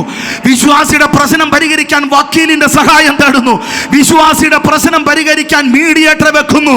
എന്താ പാസ്റ്ററെ നിങ്ങൾ അങ്ങനെയുള്ള ആളുകളെ തേടി പോകുന്നത്? നിനക്ക് തന്ന ദൈവകൃപ എവിടെയാ? നിന്റെ കണ്ണടഞ്ഞത് കൊണ്ടല്ല ഈ പേക്കൂത്തുകൾ നിന്റെ സഭയ്ക്കുള്ളിൽ നടക്കുന്നത്. നിന്റെ വിശ്വാസികൾ ചിലര് വഴിതെറ്റിപ്പോയത് നിന്റെ ദർശനം മങ്ങിപ്പോയത് കൊണ്ടല്ലേ? ദൈവമഹത്വം നഷ്ടപ്പെട്ടു പോയത് കൊണ്ടല്ലേ? നിനക്ക് മുമ്പിൽ നിന്റെ നേരെ നിൽക്കാത്തവർ നിന്റെ തന്തയ്ക്ക് പോലും വിളിച്ചതിന്റെ കാരണം എന്താ? നിന്നിൽ നിന്ന് ദൈവ സാന്നിധ്യം നഷ്ടപ്പെട്ടു പോയത് കൊണ്ടല്ലേ? എം.എ. വർഗീസ് പാസ്റ്ററിന് മേലിൽ PMG ചർച്ചിൽ എന്നെ വിളിക്കുമെന്ന് എനിക്ക് തോന്നുന്നില്ല. എവിടെയും വിളിക്കാൻ വേണ്ടിയിട്ടുള്ളൊരു പ്രസംഗമൊന്നും ഞാൻ നടത്താറില്ല. ഒന്നാന്തരം കമ്മ്യൂണിസ്റ്റ് പ്രസ്ഥാനത്തിൻ്റെ മുൻനിരയിൽ നിന്ന് പ്രവർത്തിച്ച ഒരു പാരമ്പര്യം എനിക്കുണ്ട്. അന്നേ മുഖത്ത് നോക്കി കാര്യം പറയാൻ പഠിച്ചവനാണ് ഞാൻ. ദൈവം എന്നെ ഏൽപ്പിച്ച ശുശ്രൂഷയാണെന്ന് എനിക്കറിയാവുന്നത് കൊണ്ടാണ് പാസ്റ്റർമാരടക്കമുള്ള ഓരോരുത്തരും ദൂത് പറയുന്നത്. മനസ്സുണ്ടെങ്കിൽ കേട്ടിട്ട് ഏറ്റെടുത്ത് മടങ്ങിപ്പോയാലുണ്ടല്ലോ, നഷ്ടപ്പെട്ടു പോയ പ്രതാപത്തിലേക്ക് ദൈവം നിന്നെ മടക്കിക്കൊണ്ടുവരും. ആമേൻ. നിന്റെ തലമുറ അനുഗ്രഹിക്കപ്പെടും. നിന്റെ ശുശ്രൂഷയ്ക്ക് ഒരു പുതിയ തുടക്കമുണ്ടാകും. ആമേൻ. നിനക്ക് മുമ്പിൽ വെല്ലുവിളിച്ച് നിൽക്കുന്നവരുടെ മുമ്പിൽ നീ പരാജയപ്പെട്ട് തല കുമ്പിട്ട് നിൽക്കാൻ ദൈവം അനുവദിക്കാത്ത വിധം നിന്റെ തല ഉയർത്തിക്കെട്ടുന്ന കാട്ടുപോത്തിന്റെ കൊമ്പ് പോലെ നിന്റെ ശിരസിനെ ഉയർത്തി പിടിപ്പിക്കുന്ന ഒരു ദൈവം നിന്നെ വീണ്ടും തന്റെ ദർശനത്തിലേക്ക് മാറി വിളിക്കുകയാണ്. ഇന്നത്തെ സമൂഹത്തിന് രോഗസൗഖ്യം മതി, വ്യാജമായിരിക്കുന്ന വിടുതലിന്റെ പ്രഹസനങ്ങൾ മതി. പക്ഷെ കർത്താവ് അതല്ല ആഗ്രഹിക്കുന്നത്. അടിസ്ഥാനപരമായിരിക്കുന്ന ചില പുനർനിർമ്മാണം, ഒരു യഥാസ്ഥാപനമാണ് കർത്താവ് ആഗ്രഹിക്കുന്നത്. പുറം പോച്ചുകളെ മാറ്റിവെക്കണം, വ്യാജങ്ങൾ മാറിപ്പോകണം, മടങ്ങിപ്പോയ ദൈവ സാന്നിധ്യം മടങ്ങി വരണം, വിട്ടുപോയ ദൈവ സാന്നിധ്യം കൂടാരത്തിലേക്ക് മടങ്ങി വരണം. എന്താ നിന്റെ തലമുറ ശരിയാകാത്തത്? നീ പ്രാർത്ഥിക്കുന്നത് പോലെ, പാടുന്നത് പോലെ, നിന്റെ വിശുദ്ധ ജീവിതം പോലെ, സഭയോടുള്ള പ്രതിബദ്ധത പോലെ നിന്റെ തലമുറ വരാത്തതിന്റെ കാരണം എന്താ? കണ്ണു മങ്ങിപ്പോയി. ദൈവമഹത്വം കൂടാരത്തിൽ നിന്ന് മറ്റുപോയി. ഏലിയുടെ മക്കൾ ഇന്ന് എവിടെയാ? കൂടാരത്തെ സൂക്ഷിക്കേണ്ട ഏലിയുടെ മക്കൾ വേറെ എവിടെയൊക്കെയോ. ഒടുവിൽ അത് സംഭവിച്ചു. അരുതാത്തത് പലതും. മരണത്തിൻ്റെ നിഴലിലേക്ക് അവർ വഴുതു മാറി. അത് കേട്ടറിഞ്ഞ ഒരു പുത്രൻ്റെ ഭാര്യ ഇസ്രായേലിൻ്റെ ദൈവത്തിന് മഹത്വം പോയല്ലോ എന്ന് നിലവിളിച്ചതോടെ ആ കൂടാരത്തിലെ ദൈവസാന്നിധ്യം എന്നേക്കുമായി നഷ്ടപ്പെട്ടു. മോശയുടെ കൂടാരം ഒരു ഓർമ്മചിത്രമായി. ചരിത്രത്തിലേക്ക് പിന്നീട് ഒരിക്കലും മോശയുടെ കൂടാരം മടങ്ങി വന്നില്ല. പിന്നീട് വരുന്ന കൂടാരം ദാവീദിൻ്റെ കൂടാരമാണ്. 40 വർഷം ജനലക്ഷങ്ങളെ വഴി നടത്തിയ ദൈവത്തിൻ്റെ ശക്തനെ ഇറങ്ങി നിന്നിരുന്ന മോശയുടെ കൂടാരം ഒരു സ്മാരകമായി പോയി. ശത്രു സൈന്യം പെട്ടകം പിടിച്ചുകൊണ്ടുപോയി. ശമൂവേലിൻ്റെ കുടുംബത്തിൻ്റെ തകർച്ചയോടെ നാമാവിശേഷമായി. കാലഘട്ടങ്ങൾ മുൻപോട്ട് പോയപ്പോൾ ശൗൽ രാജ്യത്തിൻ്റെ പ്രഥമ രാജാവായി മുമ്പോട്ട് വന്നു. ആ രാജാവിന് ആലയത്തെ സൂക്ഷിക്കുന്ന കാര്യത്തിലല്ലായിരുന്നു ശ്രദ്ധ. സുഖലോലുപതയുടെ മടിത്തട്ടിൽ വിരാജിക്കുന്ന, സുഖങ്ങൾ കണ്ടെത്തുന്ന ഒരു ജീവിത വ്യവസ്ഥയായിരുന്നു അയാളുടെ ആഗ്രഹം. എന്ന് പറഞ്ഞാൽ ഇന്നത്തെ നമ്മുടെ ആത്മീയ സമൂഹത്തിൻ്റെ അവസ്ഥ. ആമേൻ. ഭൗതിക നന്മകളുടെ വിളംബരം നടത്തുന്ന വേദികളായി ഇന്ന് സഭകളും കൺവെൻഷൻ സ്റ്റേജുകളും. ജനത്തിന് ദൈവസാന്നിധ്യം വേണ്ട, സുഖം മാത്രം മതി, നേട്ടങ്ങൾ മാത്രം മതി. അമ്പരച്ചോട്ടിൽ എങ്ങനെ മഹത്വത്തോടെ ജീവിക്കാം, ആകാശത്തിന് കീഴിൽ മനുഷ്യർക്കിടയിൽ എങ്ങനെ സാമ്പത്തിക ഭദ്രതകൾ നേടി ഇങ്ങനെ നിൽക്കാം എന്ന ഒരു ചിന്ത മാത്രമുള്ള പ്രവചനത്തിൻ്റെയും പ്രസംഗത്തിൻ്റെയും പ്രാർത്ഥനയുടെ കേളി കേന്ദ്രമായി തീർന്നു ഇന്നത്തെ സഭകൾ. PMG സഭയെക്കുറിച്ച് കർത്താവ് അതല്ല ആഗ്രഹിക്കുന്നത്. ഇവിടെ പ്രസംഗിക്കാൻ വിളിക്കുന്ന ആളുകളടക്കം പ്രാർത്ഥിച്ച് വേണം വിളിക്കാനായി. ആമേൻ. ഇല്ലെങ്കിൽ കണക്ക് ചോദിക്കുന്നൊരു ദിവസം അതിവിദൂരമല്ല. കണക്കെഴുത്തിൻ പ്രമാണി കണക്ക് ചോദിക്കുന്നൊരു ദിവസമുണ്ട്. ദൈവം തന്ന ദർശനത്തിനാണ് വിടത് മാറിപ്പോയേക്കരുത്. സാഹചര്യങ്ങളുടെ സമ്മർദ്ദങ്ങളിലും പ്രലോഭനങ്ങളിലും ഭീഷണികളിലും പെട്ടൊന്നും പോകരുത്. അടിസ്ഥാനമിട്ടത് ദൈവമാണ്. ദൈവത്തിന് വലിയ കാര്യങ്ങൾ ഇനിയും ചെയ്യാനുണ്ട്. വീണുപോയ കൂടാരത്തെ എഴുന്നേൽപ്പിക്കുന്ന മഹത്വം തിരിച്ചു വരുന്ന ഒരു ദിവസമുണ്ട്. അന്യൻ്റെ കണ്ണുകൊണ്ടല്ല, സ്വന്തം കണ്ണുകൊണ്ട് കാണുന്ന നിലകളിൽ ദൈവം തൻ്റെ ശക്തികൾ വെളിപ്പെടുത്തുന്ന ദിവസങ്ങൾ അതിവിദൂരമല്ല. വിശ്വസിക്കുന്നവർ കർത്താവിന് സ്തോത്രം പറ. വിശ്വസിക്കുന്നവർ സ്തോത്രം പറ. ആലയത്തെ സൂക്ഷിക്കേണ്ട ശൗൽ ആലയത്തെ സൂക്ഷിക്കാതെ മറ്റ് കാര്യങ്ങൾക്ക് വേണ്ടി സമയം വേർതിരിച്ചതുകൊണ്ട് ശത്രു പടക്കൂട്ടം വന്ന് പെട്ടകം എടുത്തുകൊണ്ട് പോകുകയാണ്. പെട്ടകം പിടിക്കപ്പെട്ടു. പിന്നീട് വരുന്നത് ഏറെ നാളുകൾക്ക് ശേഷം ദാവീദാണ്. ദാവീദിന് പെട്ടകത്തിൻ്റെ മഹിമയും അതിൻ്റെ അനുഭവങ്ങളും ഏറെയുള്ളതുകൊണ്ട് നശിച്ചു പോകുന്ന പെട്ടകത്തെ, പിടിക്കപ്പെട്ടിരിക്കുന്ന പെട്ടകത്തെക്കുറിച്ചുള്ള അദ്ദേഹത്തിൻ്റെ അഭിനിവേശം, ആഗ്രഹം, ആത്മഭാരം അയാളെ നിർബന്ധിതനാക്കിയതുകൊണ്ട് സിയോനിലേക്ക്, തൻ്റെ കോട്ടയിലേക്ക്, തൻ്റെ രാജ്യത്തിലേക്ക് പെട്ടകത്തെ തിരിച്ചു കൊണ്ടുവരികയാണ്. കൊണ്ടുവരുന്നതിന് മുമ്പ് അത് വെക്കാൻ ഇടമില്ലാത്തതുകൊണ്ട് ഓബേദേദോമിൻ്റെ വീട്ടിലാണ് 3 മാസം പെട്ടകം കൊണ്ട് വെച്ചത്. സ്വതന്ത്രം പറ. ഒരു ദൂത് പറയാൻ പോകുകയാണ്. ദൈവത്തിന് ഇറങ്ങി വസിക്കാൻ ഒരു സ്ഥലമില്ലാതെ പോയെന്ന്. ദൈവത്തിന് ഇറങ്ങി വന്ന് വസിക്കാൻ ഒരു സ്ഥലമില്ലാതെ പോയി. മോശയോട് കർത്താവ് പറഞ്ഞത്, ഞാൻ നിങ്ങളുടെ ഇടയിൽ ഇറങ്ങി വന്ന് വസിക്കേണ്ടതിന് നിങ്ങൾ എനിക്കൊരു ആലയം പണിയുക. അങ്ങനെയാണ് സമാഗമന കൂടാരം പണിതത്. ഇന്ന് ദൈവം തെരുവിൽ നിൽക്കുന്നു. സങ്കടമുണ്ടോ? സങ്കടം. ദൈവം തെരുവിൽ നിൽക്കുകയാണെന്ന്. നീ മട്ടുപാവിൽ കിടക്കുകയാണെന്ന്. ദൈവത്തിന്റെ പേരിൽ നീ സമ്പാദിച്ചു. പ്രവചിച്ചും പ്രസംഗിച്ചും പ്രാർത്ഥിച്ചും പലതും കാണിച്ച് നീ സമ്പാദിച്ചു. അപ്പോൾ നിന്നെ നീ ആക്കി തീർത്ത ദൈവം തെരുവിൽ നിൽക്കുന്നു. ആത്മഭാരമുള്ള ദാവീദ്, അപ്പന്റെ കൂടെ വളരാൻ പോലും ഭാഗ്യമില്ലാതെ പോയ ദാവീദ്, ആടിന്റെ ചൂരും മണവുമുള്ള ദാവീദ്, ദൈവം മാത്രം ആശ്രയമായിരുന്ന ദാവീദ്, സിംഹവും കരടിയും അലറിപ്പാഞ്ഞു വന്നപ്പോൾ അതിനെ വലിച്ചു കീറാൻ അധികാരം കൊടുത്ത ദൈവത്തിന്റെ കൃപ അനുഭവിച്ച ദാവീദിന് തെരുവിൽ നിൽക്കുന്ന ദൈവത്തെ കണ്ട് അടങ്ങിയിരിക്കാൻ കഴിഞ്ഞില്ലെന്ന്. ഇതിന് ആത്മഭാരം എന്ന് പറയുന്നത്. സ്വന്തം കാര്യം ചിന്താവ എന്നുള്ളതല്ല ആത്മീയന്റെ ലക്ഷണം. അതല്ല കർത്താവ് പഠിപ്പിച്ചത്. നിന്നെ തല്ലാനും കൊല്ലാനും വരുന്നവന് വിശക്കുന്നുവെങ്കിൽ ആഹാരം കൊടുക്കാൻ പഠിപ്പിച്ച പ്രമാണമാണ് വിശ്വാസത്തിന്റെ പ്രമാണം. അവരനെ കാണാൻ കഴിയാത്തവൻ, തെരുവിൽ നിൽക്കുന്ന ദൈവത്തെ കാണാൻ കഴിയാത്തവൻ എങ്ങനെ ആത്മീയനാകും? അവന്റെ പാട്ട് ദൈവം എങ്ങനെ കേൾക്കും? അവന്റെ പ്രാർത്ഥന ദൈവം എങ്ങനെ കേൾക്കും? അവന്റെ അന്യഭാഷ ശരിയാണോ?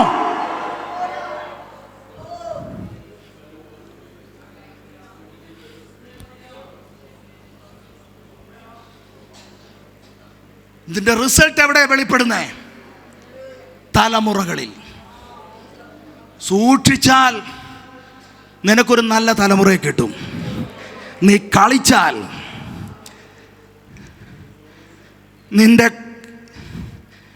നിന്റെ കുറെ കാര്യം വെച്ച് നീ കളിക്കാൻ നിന്നാൽ നിന്റെ പ്രവൃത്തിക്ക് മറുപടി കൊടുക്കേണ്ടത് തലമുറയായിരിക്കും.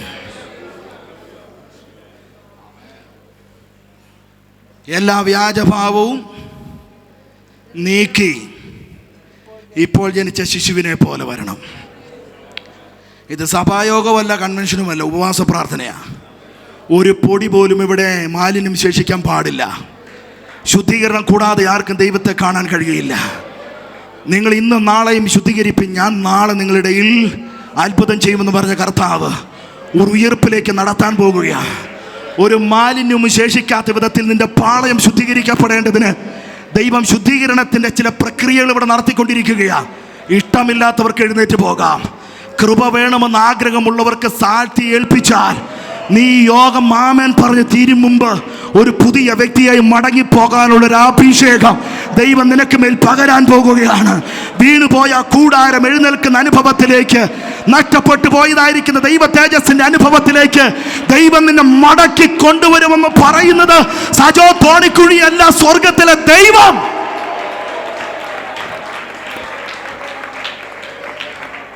പെട്ടകം വെക്കാൻ ഇടമില്ലാതെ, ഗത്യന്തരമില്ലാതെ നട്ടം തിരിഞ്ഞ ദാവീദ് സുഹൃത്തായിരിക്കുന്ന ഓബേദേദോമിനോട് ചോദിച്ചു, പെട്ടകം ഒന്ന് വെച്ചോട്ടെ. ആ നല്ല മനസ്സിൻ്റെ ഉടമ അതിന് അനുവാദം കൊടുത്തു. അതോടെ അവൻ്റെ കുലം അനുഗ്രഹിക്കപ്പെട്ടു. 3 മാസം 90 ദിവസം മാത്രം ഒരു അനുവാദം കൊടുത്ത ഓബേദോദോമിന്റെ ചരിത്രം ബൈബിളിലേക്ക് വന്നെങ്കിൽ നല്ല മനസ്സോടെ ചെയ്യുന്നവനെയും അവന്റെ തലമുറകളെ അനുഗ്രഹിക്കുന്ന ഒരു ദൈവം. കൂടുതലൊന്നും നീ ചെയ്യണ്ട. ഒരു നല്ല മനസ്സ് നിനക്കുണ്ടെങ്കിൽ നിന്റെ ഇല്ലായ്മകളിലും നിന്റെ വല്ലായ്മകളിലും നിന്റെ പരിതാപകരമായ അവസ്ഥകളിൽ ദൈവത്തിനിരിക്കാൻ ഇടം കൊടുത്തത് കൊണ്ടല്ലേ നിന്റെ തലമുറകളും നീയും അനുഗ്രഹിക്കപ്പെട്ടത്. അല്ലേ മറന്നു പോകരുത്. ആ ദൈവം വീണ്ടും നിന്നെ മാടി വിളിക്കുകയാണ്. ആമേ, തുറന്ന മനസ്സോടെ ദൈവത്തിനിരിക്കാൻ ഇടം കൊടുക്ക.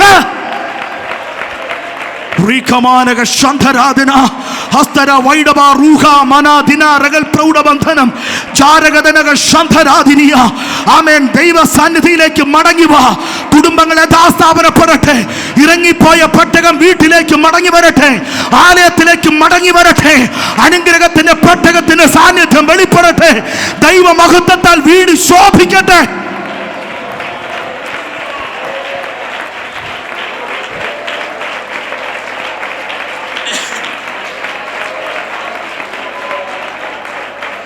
പെട്ടകത്തിന്റെ മഹിമ തിരിച്ചറിയാതെ അതിനെതിരെ കൊഞ്ഞനം കുത്തിയ ഏലിയും കുടുംബവും തകർന്നു പോയപ്പോൾ പെട്ടകം വെക്കാനുള്ള സ്ഥലപരിമിതി പോലുമില്ലാത്ത ഓബേദേദോം ഉള്ള സ്ഥലം അതിന് വിട്ടുകൊടുത്തതുകൊണ്ട് ഒരു കുടുംബം നശിച്ച സ്ഥാനത്ത് ഒരു കുടുംബം രക്ഷപ്പെട്ടു. ഒരു തലമുറ ഇല്ലായിടത്ത് മറ്റൊരു തലമുറയെ ദൈവം എഴുന്നേൽപ്പിച്ചു. ആമേ, തലമുറകൾ എഴുന്നേൽക്കട്ടെ. അഭിഷേകമുള്ള ഒരു തലമുറ, അധികാരമുള്ള ഒരു തലമുറ, കൃപയുള്ള ഒരു തലമുറ എഴുന്നേൽക്കട്ടെ. യെസ്, കുഞ്ഞുങ്ങൾക്ക് വേണ്ടി, ആമേ, തലമുറകൾക്ക് വേണ്ടി, കൊച്ചുമക്കൾക്ക് വേണ്ടി, മരുമക്കൾക്ക് വേണ്ടി ദൈവം എഴുന്നേൽക്കാൻ പിതാക്കന്മാരെ നിങ്ങൾ ഇനിയും വില കൊടുക്കേണ്ടതായിട്ടുണ്ട്.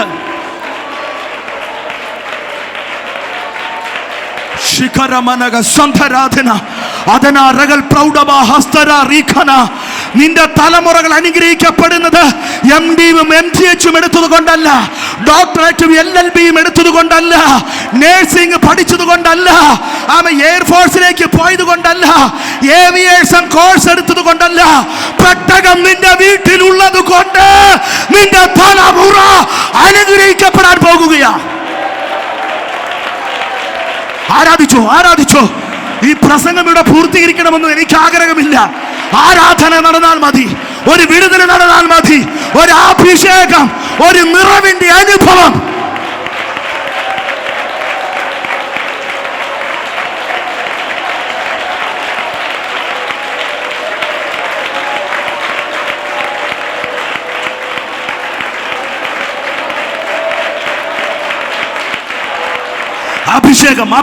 അഭിഷേകം, ഒരു പുതിയ നിറവ്, ഒരു പുതുവീഞ്ഞിന്റെ അനുഭവം, ഒരു കൃപയുടെ അനുഭവം, അന്യഭാഷയുടെ വെളിപ്പാട്, പ്രവചനത്തിന്റെ വെളിപ്പാട്, വചനത്തിന്റെ പ്രകാശനം ഇന്ന് പകൽ ഇവിടെ സംഭവിക്കട്ടെ. ചിലർ പ്രവചിച്ചു തുടങ്ങട്ടെ, ചിലർ അധികാരത്തോടെ എഴുന്നേൽക്കട്ടെ, ചില കുഞ്ഞുങ്ങൾ അഭിഷേകത്തെ നിറയട്ടെ, ചിലർ സ്നാനപ്പെടാൻ തീരുമാനമെടുക്കട്ടെ, ചിലർ ദൈവവേലയ്ക്ക് തീരുമാനമെടുക്കട്ടെ. ആരാധന യഥാസ്ഥാപനപ്പെടട്ടെ. യേശുവിന്റെ നാമത്തിൽ, യേശു ക്രിസ്തുവിന്റെ അധികാരമുള്ള നാമത്തിൽ ആമേൻ. വിട്ടുകൊടുക്ക, ഏൽപ്പിച്ചു കൊടുക്ക. സ്വയം കുറ്റബോധമുണ്ടാകട്ടെ.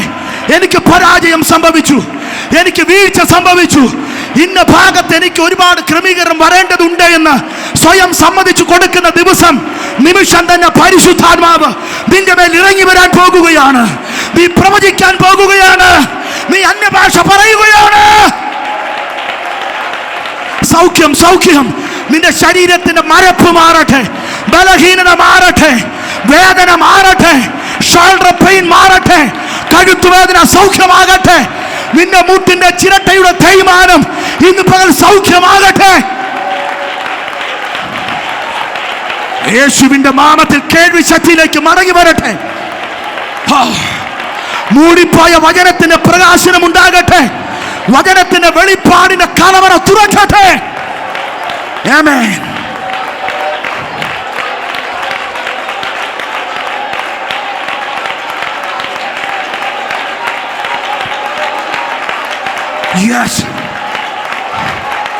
the name of Jesus.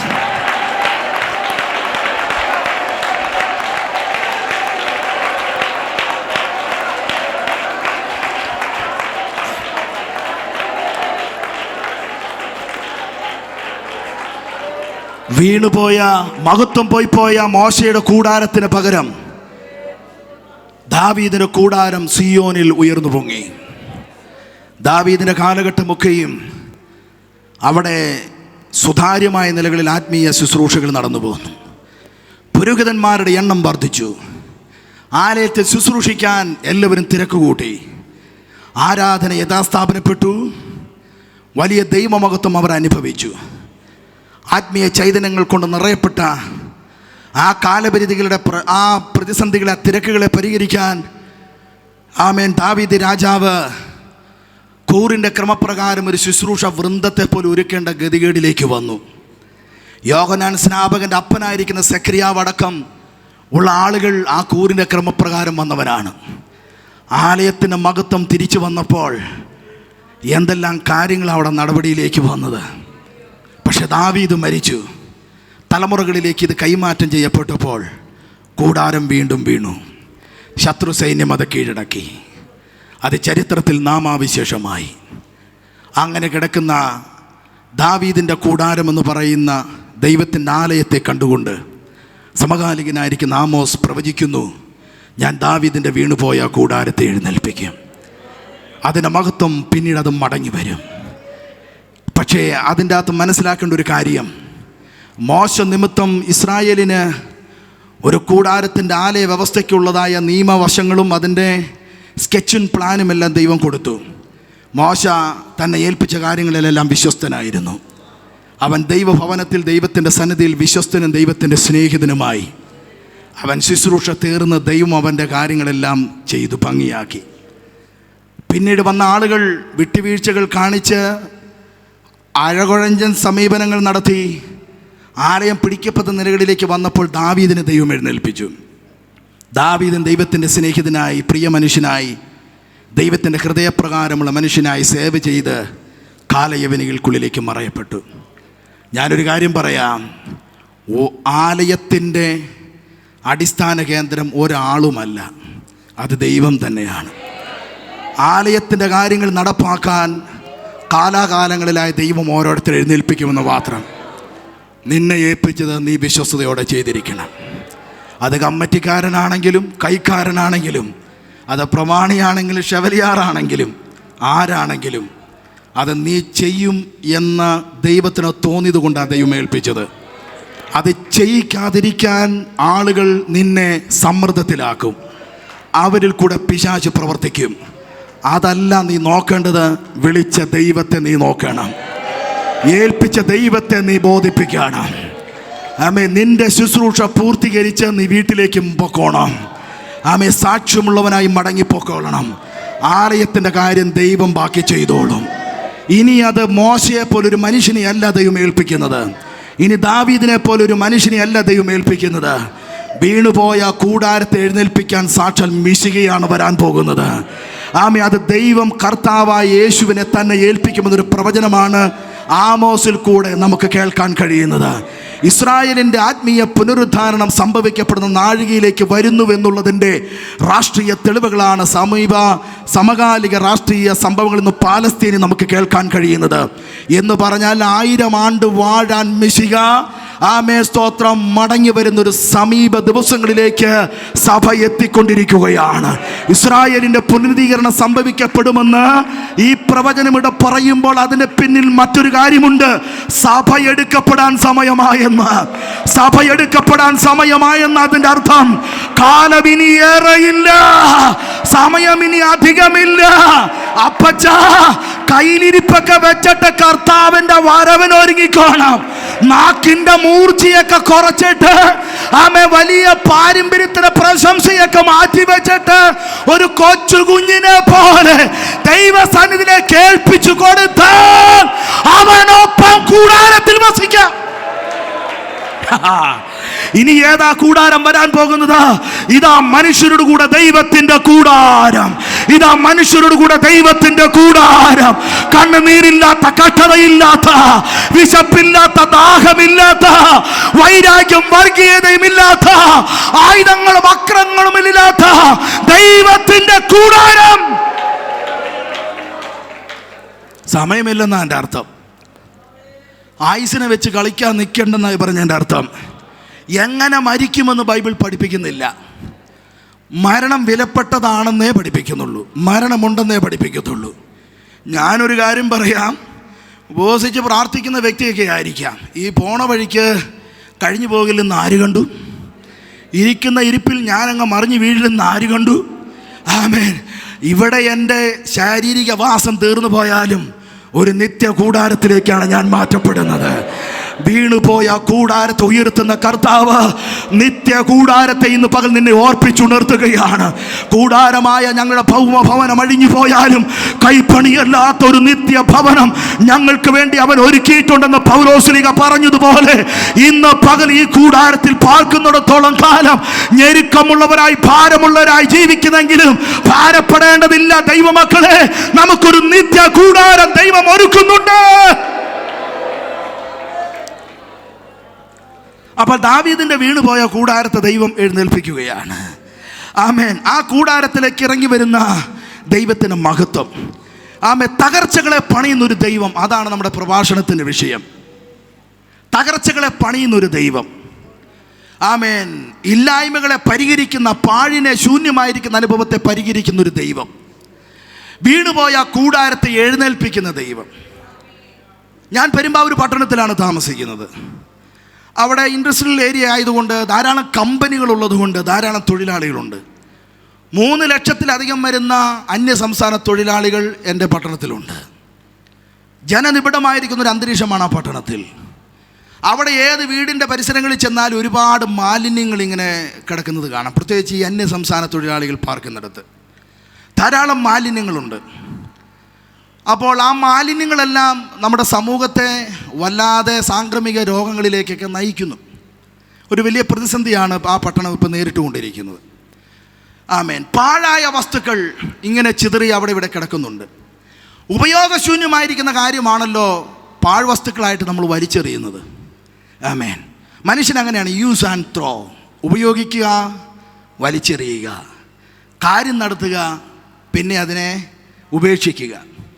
അതാണ് ഇന്നത്തെ സമൂഹത്തിൻ്റെ ഒരു പ്രത്യേകത എല്ലാ മേഖലയിലും. ഇതിൻ്റെ അപ്പുറത്തോട്ട് ഞാനൊന്നും പറയുന്നില്ല. ബന്ധങ്ങൾക്ക് ഇനി വലിയ പ്രാധാന്യമൊന്നുമില്ലാത്തൊരു കാലഘട്ടമാണിത്. കാര്യം നടന്നു കഴിഞ്ഞാൽ പിന്നെ അപ്പനും ഇല്ല, അമ്മയും ഇല്ല, മക്കളുമായ ബന്ധവുമില്ല, ഭാര്യയില്ല, പാസ്റ്ററും ഇല്ല, ഒന്നുമില്ല. സ്വാർത്ഥതയുടെ കാലഘട്ടമാണ്. പിന്നെ പറയുമ്പോൾ ഇങ്ങനെ അങ്ങോട്ട് പറയുന്നെന്ന് മാത്രമേ ഉള്ളൂ. കാര്യം നടത്തി കഴിഞ്ഞപ്പോൾ പിന്നെ ചപ്പും ചവറുമായി തീർന്നു. സാരമില്ല, എല്ലാം കാണുന്നൊരു ദൈവം സ്വർഗത്തിൽ ജീവിക്കുന്നുണ്ട്. ദൈവത്തിന് സ്തോത്രം. പക്ഷെ ദൈവം ആരെയും പാഴായിട്ട് വലിച്ചെറിയുന്നില്ല. ദൈവത്തിന് പാഴെന്ന് പറയുന്നൊരു സംഭവമില്ല. ഈ കൂടാരം വീണുപോയി. ആ കൂടാരത്തെ ദൈവം ഒരു മാലിന്യ കൂമ്പാരമായിട്ട് എണ്ണിയില്ല. ഞാൻ അതിനെ നിവർത്തുമെന്നാണ് പറഞ്ഞത് കർത്താവ്. പുനരുദ്ധീകരണം തരുന്നൊരു ദൈവം. ഇത് കർത്താവ് ആരംഭിച്ചത് ഉൽപ്പത്തി പുസ്തകത്തിലാണ്. ഭൂമിക്ക് 8 അവസ്ഥകളാണ് നിലവിലുള്ളത്. ഇന്നത്തെ അവസ്ഥ 6ാമത്തെ അവസ്ഥയാണ് ഭൂമി. ബൈബിൾ പഠനത്തിൽ ഭൂമിക്ക് 8 അവസ്ഥ. ഇന്ന് നമ്മൾ ജീവിക്കുന്ന ഭൂമി 6ാമത്തെ അവസ്ഥ. 7ാമത്തെ അവസ്ഥയാണ് ആമോസിൻ്റെ പ്രവചനം, സഹസ്രാബ്ദ യുഗം. 8ാമത്തെ അവസ്ഥയാണ് പുതുവാന ഭൂമി, ദൈവത്തിൻ്റെ കൂടാരം എന്ന് പറയുന്ന സമയം. 1ാമത്തെ ഭൂമിയുടെ അവസ്ഥ എന്ന് പറയുന്നത് ആദിയിൽ ദൈവം ആകാശവും ഭൂമിയും സൃഷ്ടിച്ചു. അന്ന് ദൈവത്തിൻ്റെ പുത്രന്മാർ സന്തോഷിച്ചുവെന്നാണ്. പ്രഭാത നക്ഷത്രങ്ങൾ ഒന്നിച്ച് സന്തോഷിച്ചു. ദൂതഗണങ്ങൾ അതിന് സാക്ഷ്യം തന്നു. ആ പ്രപഞ്ചത്തിൽ ദൈവം ലൂസിഫർ അടക്കമുള്ളതായിരിക്കുന്ന ദൂതഗണങ്ങൾക്ക് അവിരാമം സഞ്ചരിക്കാനുള്ള സ്വാതന്ത്ര്യവും അധികാരവും കൊടുത്തു. സ്വർഗവും ഭൂമിയും അവർ നിരന്തരമായിട്ട് ഉപയോഗിച്ചു. അങ്ങനെ അവർ ജീവിച്ചു വരുന്ന നാഴികയിൽ അവൻ പാപം ചെയ്തു. ദൈവത്തോടുള്ള സമത്വത്തിൽ ഇരിക്കാൻ അവൻ്റെ ഹൃദയത്തിൽ ഒരു ആഗ്രഹം ഉണ്ടായി. പാപത്തിന് 3 കാരണം ബൈബിൾ ചൂണ്ടിക്കാണിക്കുന്നു. ഒന്ന് ദൈവത്തോട് ഇരിക്കാനുള്ളൊരു അഭിവാഞ്ച, രണ്ട് സൗന്ദര്യത്തിൻ്റെ ബഹുത്വം. അങ്ങനെയുള്ള ആ ചിന്താധാരയിൽ പാപമുണ്ടായതോടുകൂടി ദൈവക്രോധം വെളിപ്പെട്ടു. ആദിയിൽ സൃഷ്ടിക്കപ്പെട്ട പ്രപഞ്ചം ദൈവത്തിൻ്റെ ക്രോധത്തിന് വിധേയപ്പെട്ട് ഒരു വലിയ ദുരന്തത്തിലേക്ക് മാറ്റപ്പെട്ടു.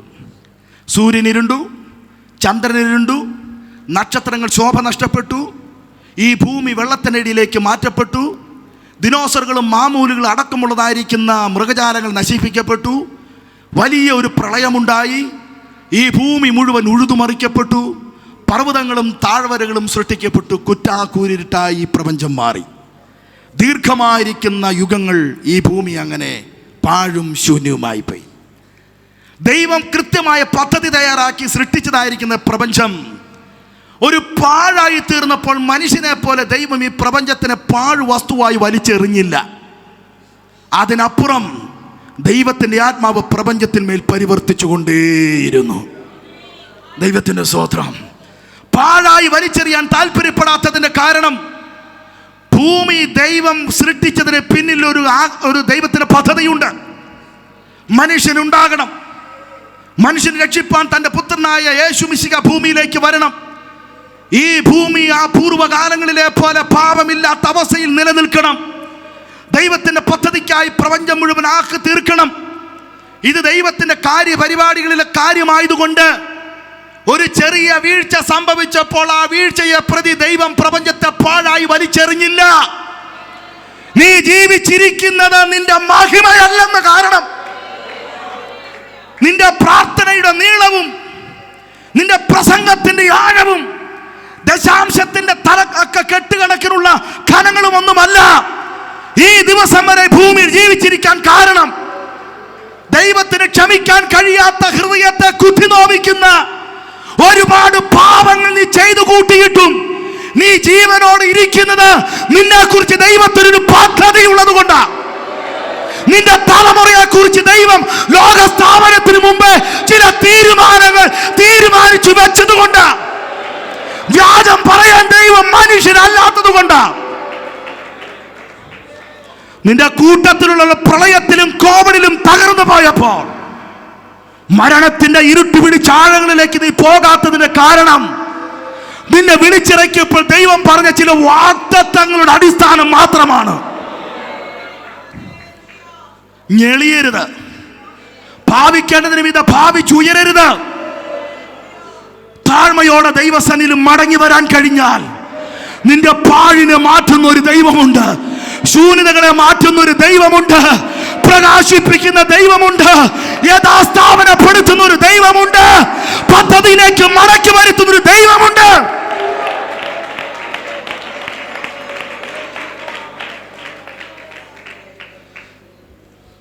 ഇരുട്ടിനെ ദൈവം ഭേദിക്കുകയാ. ഇരുട്ടിനെയും വെളിച്ചത്തെയും ദൈവം വേർതിരിച്ചു. ദൈവം ചില വേർതിരിവിന്റെ സമയങ്ങളിലേക്ക് കൊണ്ടുവരുന്നുണ്ട് കേട്ടോ. സഭയ്ക്കുള്ളിൽ ദൈവം ചിലതിനെ വേർതിരിക്കാൻ പോകുകയാണ്. ആമേ. വിദ്യാഭ്യാസ ബഹുത്വമുള്ള ചില കുഞ്ഞുങ്ങളെ കർത്താവിന്റെ വേലയ്ക്ക് വേണ്ടി ദൈവം വേർതിരിക്കുന്ന സമയം അതിവിദൂരമല്ല. ആമേൻ. ദൈവത്തിന് സ്തോത്രം. ഈ സഭയുടെ ആമേ തിലകക്കുറികളായി പൊൻതൂവലുകളായി കാലഘട്ടത്തിന് ശബ്ദമായി തീരത്തക്ക നിലകളിൽ ദൈവം ചില തലമുറകളെ ഇരുട്ടിൽ നിന്നും വെളിച്ചത്തിലേക്ക് കൊണ്ടുവരുന്ന ദിവസം അതിവിദൂരമല്ലെന്ന് സഭയെ നോക്കി പരിശുദ്ധാത്മാവ് ഇന്ന് പകൽ ആത്മാവിൽ പ്രവചിക്കുന്നത് വിശ്വസിക്കുന്നവർ എത്ര പേരുണ്ട്? പാഴല്ല, പാഴല്ല, നിന്റെ തലമുറ പാഴല്ല. അത് ശൂന്യമായി പോകുകയില്ല, അത് വഴിതെറ്റി പോകില്ല. അല്പസമയത്തേക്ക് അവൻ മിണ്ടാതിരിക്കുന്നത് അധികം ശോഭയോടെ മടക്കിക്കൊണ്ടുവരാൻ. വിശ്വസിച്ചാട്ടെ, വിശ്വസിച്ചാട്ടെ, വിശ്വസിച്ചാട്ടെ, വിശ്വസിച്ചാട്ടെ. കൃപ ഏറ്റെടുത്ത് ആമേൻ പറഞ്ഞത് സ്വീകരിച്ചാട്ടെ.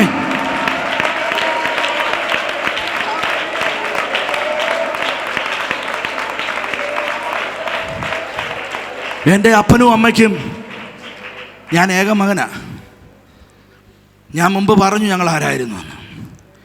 എൻ്റെ അപ്പൻ നല്ല ഒരു കായിക അഭ്യാസിയും പിന്നെ ഇച്ചിരി ബുദ്ധിയും കഴിവും സ്വാധീനമൊക്കെ ഉള്ള ഒരാളാണ്. ആമേൻ. എൻ്റെ അമ്മ നല്ല പാട്ടുകാരിയാണ്. അപ്പൻ കായികപരമായ മികവുള്ളവനും അമ്മ നല്ല കലാപരമായ മികവുള്ളവനും. സീസേപ്പള്ളിയിലെ കൊയൽ ലീഡറായിരുന്നു എൻ്റെ അമ്മ. ഞാൻ അവർക്ക് ജനിച്ചു.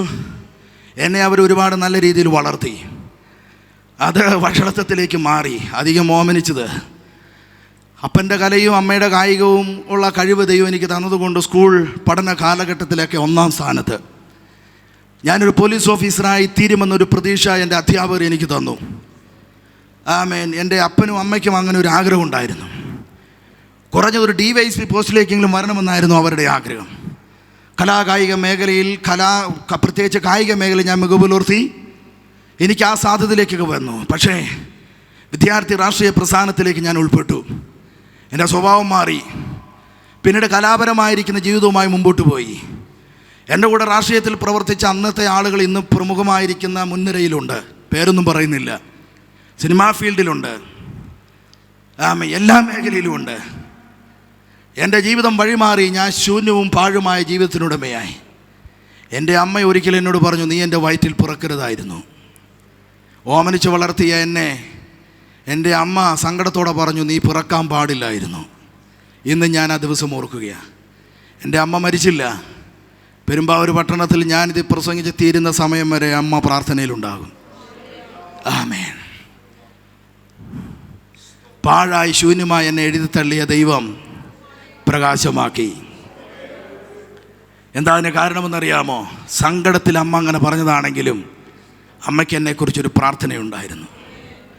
ഞാൻ യേശുവിനെ അറിഞ്ഞത് ആരും എന്നോട് സുവിശേഷം പറഞ്ഞിട്ടല്ല. എൻ്റെ അമ്മയുടെ ഒരു പ്രാർത്ഥനയാണ്. ഞാൻ ഒരു പാസ്റ്ററിൻ്റെ റോള് ഒരു അമ്പലത്തിലെ ശിവരാത്രിയിൽ മിമിക്രി സ്റ്റേജിൽ ചെയ്തിട്ട് വീട്ടിൽ വന്ന് കിടന്നുറങ്ങുന്ന ഒരു രാത്രിയിൽ എൻ്റെ കവിൾത്തടത്തിൽ കൂടെ ചൂടുള്ളൊരു ദ്രാവകം ഒഴുകുന്നത് എനിക്ക് തോന്നി. ഞാൻ കണ്ണു തുറന്ന് ഇങ്ങനെ മുഖം തപ്പി ഇങ്ങനെ നോക്കിക്കഴിഞ്ഞപ്പോൾ 2 കരവും സ്വർഗത്തിലേക്ക് ഉയർത്തിപ്പിടിച്ച് വിങ്ങി വിങ്ങി കരയുന്ന എൻ്റെ അമ്മയാണ്.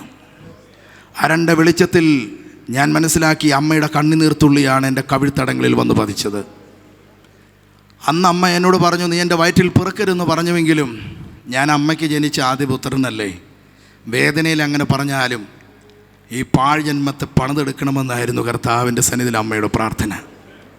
ആ കണ്ണുനീരെൻ്റെ ഹൃദയത്തിനെ കീറി മുറിച്ചു, എൻ്റെ കരളിനെ കുത്തി നോവിച്ചു. ആമേൻ. പിന്നീട് തുടർ സംഭവങ്ങൾ ഏറെയുണ്ട്. പ്രാർത്ഥനയ്ക്ക് മറുപടി തരുന്നൊരു ദൈവമുണ്ട്. അല്പസമയത്തേക്ക് ദൈവം മിണ്ടാതിരിക്കുന്നത് അധികം നന്മയോടെ മടക്കി തരാൻ വേണ്ടിയിട്ടാണ്. പാഴിനെ വലിച്ചെറിയുന്നവനല്ല കർത്താവ്. പദ്ധതിക്കായിട്ട് ദൈവം ജനിപ്പിച്ചത് ചിലതുണ്ട്, അതിലേക്ക് ദൈവം കൊണ്ടുവരും. അത് അന്യൻ്റെ കണ്ണുകൊണ്ടല്ല, സ്വന്തം കണ്ണുകൊണ്ട് കാണും. നീ എവിടെ വേദനപ്പെട്ടോ, നീ എവിടെ കണ്ണുനീരൊഴുക്കിയോ, അത് കാണാൻ ദൈവം ഒരു അവസരം തരും. നിന്റെ കൈവെക്കാൻ ഒരു അവസരം ദൈവം തരും. ആമേൻ. നിനക്ക് മുമ്പിൽ അവർ യേശുവിന് വേണ്ടി തിളങ്ങി ശോഭിക്കുന്നത് കാണാൻ ദൈവം ഒരു അവസരം തരും. വിശ്വസിച്ച് പ്രാർത്ഥിക്കുന്ന ദൈവജനത്തിനായിട്ട് ദൈവത്തിൻ്റെ സ്തോത്രം. പാഴിനെ പരിഹരിക്കുന്ന കർത്താവ്, പ്രപഞ്ചത്തിന് യഥാസ്ഥാപനത്തിലേക്ക് കൊണ്ടുവന്നൊരു ദൈവം, പാഴും ശൂന്യമായിരിക്കുന്ന ഭൂമിയെ പരിഹരിച്ചൊരു ദൈവം, പുനർനിർമ്മാണം നടത്തിയ ദൈവം. ചന്ദ്രനെ ദൈവം മടക്കി വിളിച്ചു, സൂര്യനെ ദൈവം മടക്കി വിളിച്ചു, നക്ഷത്രങ്ങളെ ദൈവം മടക്കി വിളിച്ചു. രാത്രി വാഴാൻ ചന്ദ്രനെയും പകൽ വാഴാൻ സൂര്യനെയും ദൈവം ആക്കി വെച്ചു. ഓരോ സ്ഥാനങ്ങളിലേക്കും അതാത് ഗ്രഹങ്ങളെ ആക്കി വെച്ചുകൊണ്ട് പ്രകൃതി നിയമത്തെ മാറ്റിയെടുത്ത് പുനർനിർമ്മിച്ച ദൈവം ഒരു പുതിയ പ്രകൃതി ആത്മീയ ലോകത്തിൽ ഈ പട്ടണത്തിൽ ചെയ്യാൻ ദൈവം ആഗ്രഹിക്കുന്നുവെന്ന് ഞാൻ പ്രവചനാത്മാവിൽ വിളിച്ചു പറഞ്ഞാൽ ആ നക്ഷത്ര വ്യൂഹങ്ങൾ നീ ഉണ്ടോ എന്ന് മാത്രമാണ് ഇന്ന് പകൽ തീരുമാനിക്കേണ്ടത്. നീ ചന്ദ്രനായി വിളിക്കപ്പെട്ടെങ്കിൽ അങ്ങനെ നിൽക്കുക. ഓരോരുത്തൻ വിളിച്ച സ്ഥിതിയിൽ തന്നെ വസിച്ചു കൊള്ളട്ടെ. ഓരോരുത്തരെ ഏൽപ്പിച്ചത് കർത്താവിന്റെ മുമ്പാകെ ചെയ്തു കൊള്ളട്ടെ. എഴുന്നേറ്റ് പ്രകാശിക്ക. നിന്റെ പ്രകാശം വന്നിരിക്കുന്നു. നിന്റെ മേൽ ദൈവത്തിന്റെ തേജസ് ഉദിച്ചിരിക്കുന്നു. ദൈവം നിന്നെ പുനരുദ്ധീകരിക്കുന്നു. ദൈവം നിന്നെ യഥാസ്ഥാപനപ്പെടുത്തുന്നു. പ്രാർത്ഥനയിലേക്ക്, ആരാധനയിലേക്ക്, വചന ധ്യാനത്തിലേക്ക് ദൈവം നിന്നെ യഥാസ്ഥാപനപ്പെടുത്തുകയാണ്. ഞാൻ പറയുന്ന സന്ദേശങ്ങൾ മനസ്സിലാകുന്നവർക്കായി ഞാൻ ദൈവത്തിന് സ്തോത്രം ചെയ്യുകയാണ്. മടുത്തോ നിങ്ങൾ ഇല്ല. ദൈവപ്രവർത്തിക്ക് തുടക്കം കുറിച്ചിട്ടേ ഉള്ളൂ. ദൈവം ചിലത് ചെയ്യാൻ താല്പര്യപ്പെടുന്നുണ്ട്. ദൈവം ചിലരോട് വ്യക്തിപരമായി സംസാരിക്കാൻ താല്പര്യപ്പെടുന്നുണ്ട്. ചില കുടുംബങ്ങളോട് സംസാരിക്കാൻ താല്പര്യപ്പെടുന്നുണ്ട്. എനിക്ക് തന്ന ഒരു സമയമുണ്ട്. ആ സമയത്തിന് 5 മിനിറ്റ് മുമ്പ് ഞാൻ എൻ്റെ പ്രഭാഷണം അവസാനിപ്പിച്ച് കസേരയിലിരിക്കും. അതിനു മുമ്പ് ചെയ്തെടുക്കേണ്ട ചില ശുശ്രൂഷകളുണ്ട്. മടുക്കരുത് കേട്ടോ. പുനരുദ്ധാരണം തരുന്ന ഒരു ദൈവം, വീണ് പോയതിനെ എഴുന്നേൽപ്പിക്കുന്ന ഒരു ദൈവം തീർന്നില്ല. പ്രപഞ്ചത്തിൽ മാത്രമല്ല ദൈവം പരിവർത്തിച്ചത്, പ്രപഞ്ചത്തിൽ മാത്രമല്ല ദൈവം യഥാസ്ഥാപനം കൊടുത്തത്, രാഷ്ട്രതലങ്ങളിൽ ദൈവത്തിന് ഇടപെടൽ നടത്തിയെന്ന് യെഹെസ്കേൽ പ്രവചനം 37-ാം അധ്യായത്തിൽ നമുക്ക് വായിക്കാൻ കഴിയുന്നുണ്ട്. യെഹെസ്കേൽ പ്രവചനത്തിലേക്ക് വരുമ്പോൾ ഇസ്രായേലിന്റെ രാഷ്ട്രീയ അവസ്ഥയാണ് കാണുന്നത്.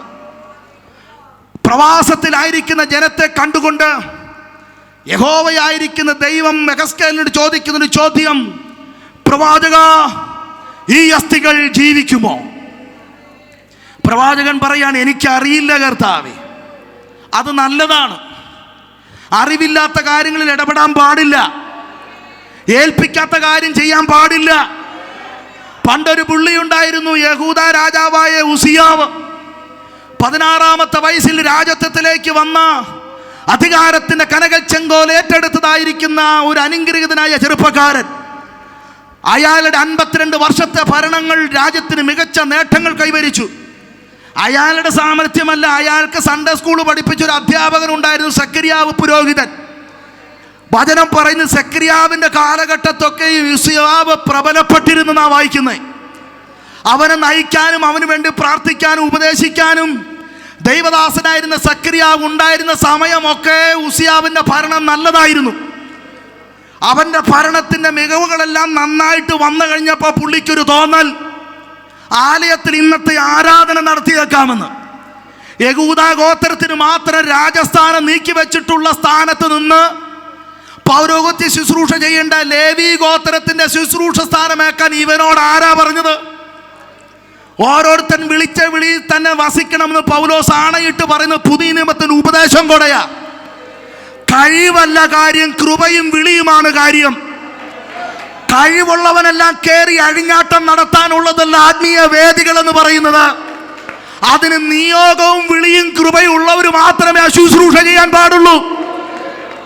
അവൻ ആ ശുശ്രൂഷ ചെയ്യാനായിട്ട് 84 പുരോഹിതന്മാർ ഉണ്ടായിട്ടും അവരെ മാറ്റി നിർത്തിയിട്ട് ആലയത്തിൽ കടന്ന്, ബലവാനെ നീ പരിശുദ്ധനാകുന്നു, മരണമില്ലാത്തവനെ നീ പരിശുദ്ധനാകുന്നു എന്ന് പറഞ്ഞുകൊണ്ട് ധൂപങ്ങനെ നീട്ടി വീശി ദൈവത്തിന് മുമ്പിൽ കുർബാനയ്ക്കും ആരാധനയ്ക്കും നേതൃത്വം കൊടുത്തപ്പോൾ ശക്കാനെ അല്ല ഇറങ്ങി വന്നത്, അവന് നെറ്റിയിൽ കുഷ്ഠമാണ് പൊങ്ങിയത്. കുഷ്ഠം.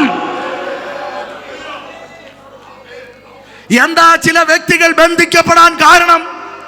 ചില കുടുംബം തകർന്നു പോകാൻ കാരണം? ലോത്തിനെ പോലെ വലഞ്ഞു പോകാൻ കാരണം? നാമാവിശേഷമാകാൻ കാരണം? ദൈവത്തിനെതിരെ മത്സരിച്ചത് കൊണ്ട്, ദൈവിക വ്യവസ്ഥകൾക്കെതിരെ പിറുപിറുത്തത് കൊണ്ട്, ദൈവ പദ്ധതികൾക്ക് നേരെ പുറംതിരിഞ്ഞ് നിന്നതുകൊണ്ട്. ഇസ്രായേലിനെ സംബന്ധിച്ച് കുഷ്ഠം പൊങ്ങിയാൽ രാജാവാണെങ്കിലും പുരോഹിതനാണെങ്കിലും പ്രവാചകനാണെങ്കിലും പാളയത്തിന് വെളിയിലാണ് അവന്റെ സ്ഥാനം. കൃപയുള്ളിടത്തോളം കാലം അംഗീകാരമുണ്ടാകും. അരുതാത്തത് ചെയ്താൽ നീ പാളയത്തിന് വെളിയിൽ തന്നെ ആയിരിക്കും വാസം. സ്തോത്രം. യെഹെസ്കേലിനോട് കർത്താവ് ചോദിച്ചു, നല്ലതും നടക്കുമോ? അയാൾ പറഞ്ഞു, എനിക്കറിയില്ല. യോഹന്നാൻ സ്നാപകനോട് ചോദിച്ചു, നീയാണോ മെശിഹ? അവൻ പറഞ്ഞു, ഞാനല്ല. ഉള്ള കാര്യമേ പറയാവുള്ളൂ, ഇല്ലാത്ത കാര്യം ഉണ്ടാക്കി പറയരുത്. പൊടിപ്പും തൊങ്ങലും വെച്ച് സംസാരിക്കരുത്. വിഷയത്തിന് കാഠിന്യം കൂടാൻ വേണ്ടിയിട്ട് അതിനെ കൂടുതൽ കുത്തിവെക്കരുത്. പരിഹരിക്കപ്പെടേണ്ട പ്രശ്നത്തിനെ കാട്ടുതീയാക്കി തീർക്കരുത്. അന്യഭാഷ പറയുന്നവർ അന്യായ ഭാഷയ്ക്ക് വേണ്ടി നാവിനെ വിട്ടുകൊടുക്കരുത്. ഒരേ വായിൽ നിന്നും മധുരവും കയ്പും പുറപ്പെടരുത്. സൂക്ഷിച്ചാ ദുഃഖിക്കണ്ട. ഇത് പറയാൻ ഇനി ഒരവസരം, ഇത് കേൾക്കാൻ ഒരവസരം നിനക്കിനി ഉണ്ടാകുകയുമില്ല. ദൈവത്തിന് സ്തോത്രം. എൻ്റെ നാവ് സമർത്ഥനായ ലേഖകന്റെ എഴുത്തുകോൽ.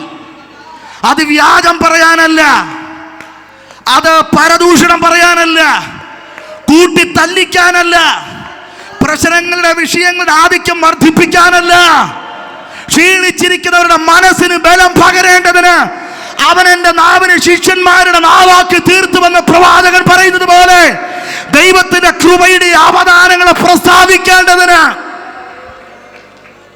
സ്തോത്രം. ദൈവം സംസാരിക്കുന്നുണ്ടോ? ആ കരമൊന്ന് ഉയർത്തിപ്പിടിച്ച് കർത്താവിന് സ്തോത്രം പറ. നിങ്ങൾ എന്ത് പ്രതീക്ഷിച്ചാ ഇവിടെ വന്നതെന്ന് എനിക്കറിയത്തില്ല, പക്ഷേ കൃത്യമായ ആലോചന തന്ന കർത്താവ് എന്നെ ഈ സഭയിലേക്ക് അയച്ചത്. ഇന്നലെ രാത്രിയിലല്ല എന്നെ ദൈവദാസന്മാർ വിളിച്ചത്, ചില മാസങ്ങൾക്ക് മുമ്പ്. അന്ന് മുതൽ പ്രാർത്ഥിച്ചുകൊണ്ടിരുന്ന ഒരു വിഷയമാണ് അവതരിപ്പിക്കുന്നത്. ദൈവം അയച്ചിട്ടാണ് ഇത് ഇവിടെ പ്രസ്താവിച്ചുകൊണ്ടിരിക്കുന്നത്. നിങ്ങൾ പ്രതീക്ഷിച്ചത് ഇന്നത്തെ കാലഘട്ടത്തിനനുസരിച്ചുള്ള ശുശ്രൂഷയാണ്, ഇനി അതിന് എന്നെ കിട്ടില്ല. ഇന്ന് പകൽ ദൈവം ചില ശുദ്ധീകരണം ഇവിടെ നടത്തിക്കൊണ്ടിരിക്കുകയാണ്. ചില വ്യാജത്തിനെ മാറ്റുകയാണ്. മാലിന്യങ്ങളെ മാറ്റിയെടുക്കും വഴികൾ തുറക്കട്ടെ യേശുവിന്റെ നാമത്തിൽ. ബന്ധങ്ങൾ അടുത്തു വരട്ടെ, പിന്മാറ്റത്തിൽ പോയത് മടങ്ങി വരട്ടെ. സഭയ്ക്ക് വെളിയിൽ പോയത് ദൈവം മടക്കി കൊണ്ടുവരാൻ പോകുകയാണ്. ചില വിഘടനവാദികളെ ദൈവം പരിഹരിക്കാൻ പോകുകയാണ്. ഇറങ്ങിപ്പോയതിനെ പ്രയോജനപ്പെടുന്നതിനെ മടക്കി വരുത്താൻ പോകുകയാണ്. പ്രവചിച്ചു തുടങ്ങ്. ശൂന്യതകളെ നോക്കി പ്രവചിക്ക്. വെള്ളത്തിന്മീതെ പരിവർത്തിച്ച പരിശുദ്ധാത്മാവ് വിഷയങ്ങളുടെ മേൽ പരിവർത്തിക്കാൻ തുടങ്ങുകയാണ്.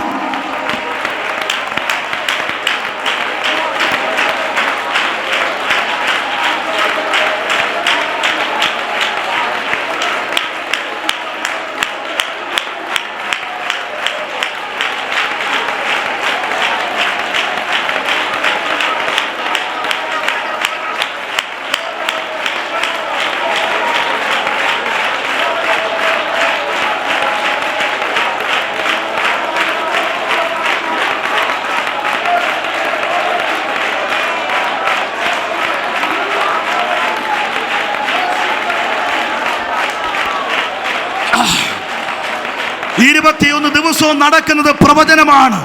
ശൂന്യതകളെ നോക്കി, അസാധ്യതകളെ നോക്കി പ്രവചിക്കുകയാണ്. എഴുന്നേറ്റ് വരട്ടെ, ലാസറെ പുറത്തു വാ. കല്ലറകൾ തുറക്കപ്പെടട്ടെ, കെട്ടുകൾ അഴിയപ്പെടട്ടെ, പാഴിന്റെ ശൂന്യതയുടെ അനുഭവങ്ങൾ മാറട്ടെ, ശവക്കുഴികൾ തുറക്കപ്പെടട്ടെ. ദാവീദിന്റെ വീണുപോയ കൂടാരത്തിന് കാലുകൾ നിവരട്ടെ. കൂടാരത്തിൽ ദൈവസാന്നിധ്യം ഇറങ്ങി വരട്ടെ. ദൈവമഹത്വം വെളിപ്പെടട്ടെ. സാത്താൻ ചിതറി ഓടട്ടെ. അവന്റെ കോട്ടകൾ ഇടിയട്ടെ. പിശാചിന്റെ ബന്ധനം അഴിയട്ടെ. ജനം ഉണർന്നെഴുന്നേൽക്കട്ടെ. വിടുതലുകൾ സംഭവിക്കട്ടെ. ഒരു അഭിഷേകത്തിന് തലമുറ എഴുന്നേൽക്കട്ടെ. യേശുവിന്റെ നാമത്തിൽ കാറ്റിന്മേൽ പ്രവചിച്ചു.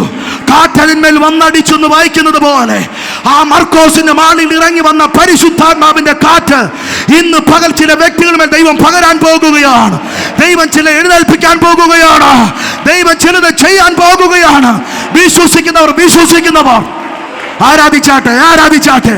ആരും കണ്ണു തുറന്നിരിക്കരുത്. ആരും ആരെയും നോക്കരുത്.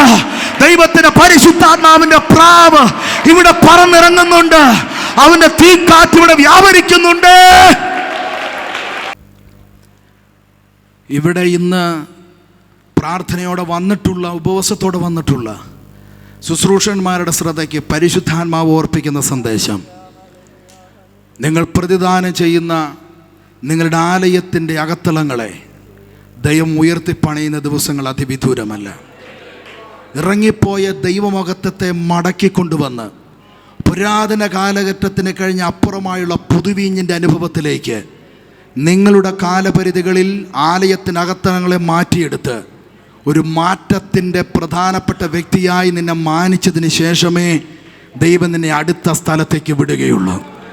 മോശയുടെ മഹത്വം പോയ കൂടാരത്തിന് പകരമായി മഹത്വം മടങ്ങി വന്ന ദാവീദിൻ്റെ കൂടാരത്തെ കഴിഞ്ഞപ്പുറം ഒരു പുതിയ കൂടാരത്തിൻ്റെ അനുഭവത്തിൻ്റെ കാലുകൾ ഉയർത്തിക്കിട്ടുന്ന നിലകളിൽ ദൈവത്തിൻ്റെ പരിശുദ്ധാത്മാവ് നിങ്ങളുടെ ചരിത്രത്തിൻ്റെ ശുശ്രൂഷാ രീതികളെ മാറ്റും. വെളിപ്പാടിലേക്ക് മടങ്ങി വരിക. അടഞ്ഞുപോയ കണ്ണുകളെ തുറക്കുക. വചനധ്യാനത്തിൽ ഉറ്റിരിക്കുക. ഏലി പുരോഹിതൻ്റെ തീരകൾ മാറ്റിവെച്ചിട്ട് മുട്ടുമടക്കുന്ന ദൈവശബ്ദം കേൾക്കുന്ന ശമൂവേലിൻ്റെ കാലഘട്ടത്തിലേക്ക് മടങ്ങി വരിക. ദൈവശബ്ദം കേട്ടുകൊണ്ട് ഒരേ സമയത്ത് ന്യായപരിപാലന രംഗത്തും പ്രവാചക മേഖലകളിലും പൗരോഹിത്യ മേഖലയിലും തിളങ്ങിയ ശമൂവേലിനെ പോലെ ദൈവം നിങ്ങളുടെ ശുശ്രൂഷയുടെ അതിരുകളെ ഈ പട്ടണത്തിൽ മാറ്റിയെടുത്തുകൊണ്ട് നിങ്ങളുടെ കാലപരിധികൾക്കുള്ളിൽ നിങ്ങളുടെ അന്തരീക്ഷത്തിൻ്റെ പുതിയ മേഖലകളുടെ ചരിത്രത്തിന് പുതിയ തുടക്കം തരാൻ ദൈവത്തിൻ്റെ പരിശുദ്ധാത്മാവ് ആഗ്രഹിക്കുന്നുവെന്ന പ്രവചന ശബ്ദം നിങ്ങൾക്ക് മുമ്പിൽ ഒരിക്കൽ കൂടി അടിവരയിട്ട് ഓർപ്പിച്ചുകൊണ്ട് ഈ സെക്ഷനിൽ എനിക്ക് അനുവദിച്ച സമയപരിധികൾ ഞാൻ ഇവിടെ അവസാനിപ്പിക്കുന്നു. ദൈവം നിങ്ങളെ സമൃദ്ധമായി അനുഗ്രഹിക്കട്ടെ. ദൈവവചനത്തിൽ കൂടെ കേട്ട ദൈവ സന്ദേശത്തെ ഹൃദയത്തിൽ ചേർത്ത് പിടിച്ചുകൊണ്ട് ആമേൻ പറഞ്ഞ് സ്വീകരിച്ച് ഗിദെയോനെ പോലെ ഈ ബലത്തോടെ മടങ്ങിപ്പോക. കരമടിച്ച് ദൈവത്തെ ഒന്ന് മുഖത്തുപെടുത്താൻ. God bless you. Thank you so much.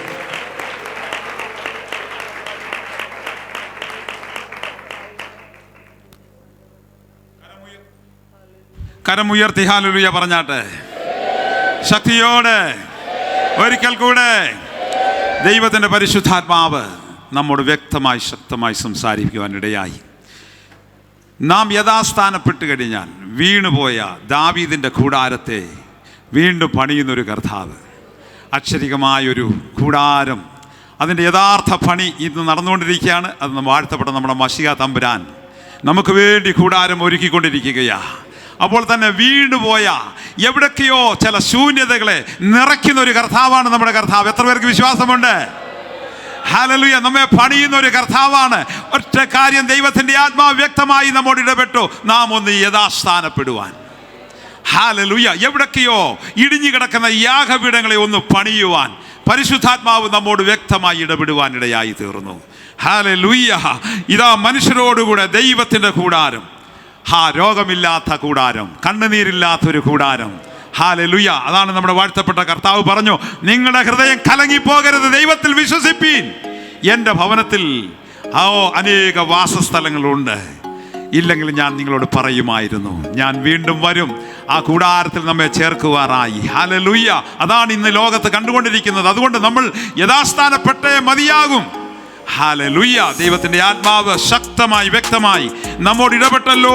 Hallelujah. നഷ്ടപ്പെട്ടു പോയ ദൈവ സാന്നിധ്യമൊക്കെ നമ്മുടെ സഭയ്ക്കും നമ്മുടെ കുടുംബങ്ങളിലും ദൈവം മടക്കി തരാൻ പോകുകയാണ്. ഒരിക്കൽ കൂടെ ഹല്ലേലൂയ പറഞ്ഞാട്ടെ. ഇന്ന് പകൽ ശക്തമായി ദൈവവചനം സംസാരിച്ച അഭിഷക്തനെ ഇന്ന് വൈകിട്ടും കർത്താവ് അവിടുന്ന് ശക്തമായി ഉപയോഗിക്കാൻ പോവുകയാണ്. എല്ലാവരും കടന്നു വരണം. ഹല്ലേലൂയ. ആമേൻ. ശക്തമായ ദൂതുകൾ, അരുളപ്പാടുകൾ നമ്മെ പിന്നെയും അറിയിക്കുവാനുണ്ട്. ഹല്ലേലൂയ. അപ്പോൾ തന്നെ ഈ ശനിയാഴ്ച രാവിലെ 9 മണിക്ക് ഇവിടെ വെച്ച് സ്നാനം നടക്കുന്നുണ്ട്. സ്നാനപ്പെടാൻ ഇനി ആരെങ്കിലും ഉണ്ടെങ്കിൽ അവർ വന്ന് ഞങ്ങളുടെ ഡിക്ലറേഷൻ ഫോം വാങ്ങി ഒപ്പിട്ട് തന്നാൽ സ്നാനപ്പെടുത്തുന്നതായിരിക്കും. സ്നാനത്തിൻ്റെ ക്ലാസ്സും ഇവിടെ വെച്ച് ഉണ്ടായിരിക്കുന്നതാണ്. നമുക്കൊരു നിമിഷം പ്രാർത്ഥിക്കാം. കേട്ട വചനത്തിന് മുമ്പാകെ സമ്പൂർണ്ണമായി നമുക്ക് സമർപ്പിച്ചു ഒരു നിമിഷം എല്ലാവരും പ്രാർത്ഥിച്ചുകൊണ്ടിരിക്കുമ്പോൾ ഇന്ന് യാദൃശ്യ നമ്മുടെ മധ്യയെ വന്നു ചേർന്ന ഒരു TV പ്രഭാഷകനാണ്, പലർക്കും അറിയാം, ജോസ് അതുല്യ പത്തനംതിട്ട. ദേവദാസൻ മുൻപോട്ട് കടന്നു വന്ന് പ്രാർത്ഥിച്ച് മീറ്റിംഗ് അവസാനിപ്പിക്കും. നമുക്ക് പ്രാർത്ഥിക്കാം. ക്രിസ്തുയേശുവിലൂടെ ഞങ്ങളെ അതിവാത്സല്യമായി സ്നേഹിക്കുന്ന ഞങ്ങളുടെ സ്വർഗീയ ദൈവമേ, പരിശുദ്ധ കർത്താവേ, അനുഗ്രഹിക്കപ്പെട്ട ഈ ഉപവാസ പ്രാർത്ഥനയുടെ 16ാമത് പകൽവേളയിൽ ദൈവജനമായി ഞങ്ങൾക്ക് ഒരുമിച്ച് ഈ ആലയത്തിൽ കൂടി വന്ന് ദൈവത്തെ മഹത്വപ്പെടുത്തുവാൻ, ദൈവത്തെ ആരാധിപ്പാൻ ദൈവം നൽകി തന്ന നല്ല അവസരത്തിനായി ഞങ്ങൾ കർത്താവിനെ വാഴ്ത്തുന്നു. ഞാൻ നിങ്ങളുടെ ഇടയിൽ വസിക്കേണ്ടതിന് നിങ്ങൾ എനിക്കൊരു വിശുദ്ധ മന്ദിരമുണ്ടാക്കണമെന്ന് അരുളി ചെയ്ത ദൈവമേ, ഇന്ന് പകൽക്കാലം മോശയിലൂടെ പണിയപ്പെട്ട കൂടാരം അത് വീണു പോകുവാനിടയായി തീർന്നത് ദാവീദിനോടുള്ള ബന്ധത്തിൽ വീണതിനെ നിവർത്തുവാൻ തക്കവണ്ണം ദൈവത്തിൻ്റെ കരം പ്രവർത്തിച്ച വിധങ്ങൾ നമ്മുടെ അഭിഷേകത്തിലൂടെ ഈ പകൽക്കാലം ദൈവത്തിൻ്റെ ആത്മാവ് സവിസ്തരമായി പ്രസ്താവിക്കപ്പെടുവാനിടയായി തീർന്നല്ലോ. കേൾക്കപ്പെട്ട വചനങ്ങൾ ശൂന്യതയിൽ നിന്നുയർത്തുന്ന വേസ്റ്റായി കളയുന്നതിൻ്റെ മേൽ പണിയപ്പെടുന്ന ദൈവത്തിൻ്റെ പ്രവൃത്തിയുടെ കരം ഈ ദിവസങ്ങൾ കർത്താവേ ഈ ആലയത്തിൻ്റെ അകത്തും കടന്നു വന്ന ദൈവജനത്തിൻ്റെ അകത്തും അവരുടെ ഭവനത്തിൻ്റെ അംഗങ്ങളിലും വെളിപ്പെടേണ്ടതിനായി ഞങ്ങൾ ദൈവത്തോടെ പ്രാർത്ഥിക്കുന്നു. ഇന്ന് പകൽ കൂട്ടിക്കൊണ്ടുവന്ന എല്ലാ ദൈവമക്കളെയും ദൈവദാസന്മാരെയും അവരുടെ കുടുംബങ്ങളെയും ഞങ്ങൾ അങ്ങയുടെ കരങ്ങൾ ഫലമേൽപ്പിച്ച് പ്രാർത്ഥിക്കുന്നു. ഇന്ന് പകൽക്കാലം കർത്താവിൻ്റെ ഹല്ലേലൂയ വചനം ശുശ്രൂഷ കർത്താവിൻ്റെ അഭിഷേകത്തിനെ ദൈവകരങ്ങൾ തന്നു. ഇന്ന് വൈകുന്നേരത്തെ ശുശ്രൂഷയിലും ദൈവത്തിൻ്റെ വലിയ കൃപ തൻ്റെ ദാസൻ്റെ മേൽ ചൊരിയപ്പെടണമേ.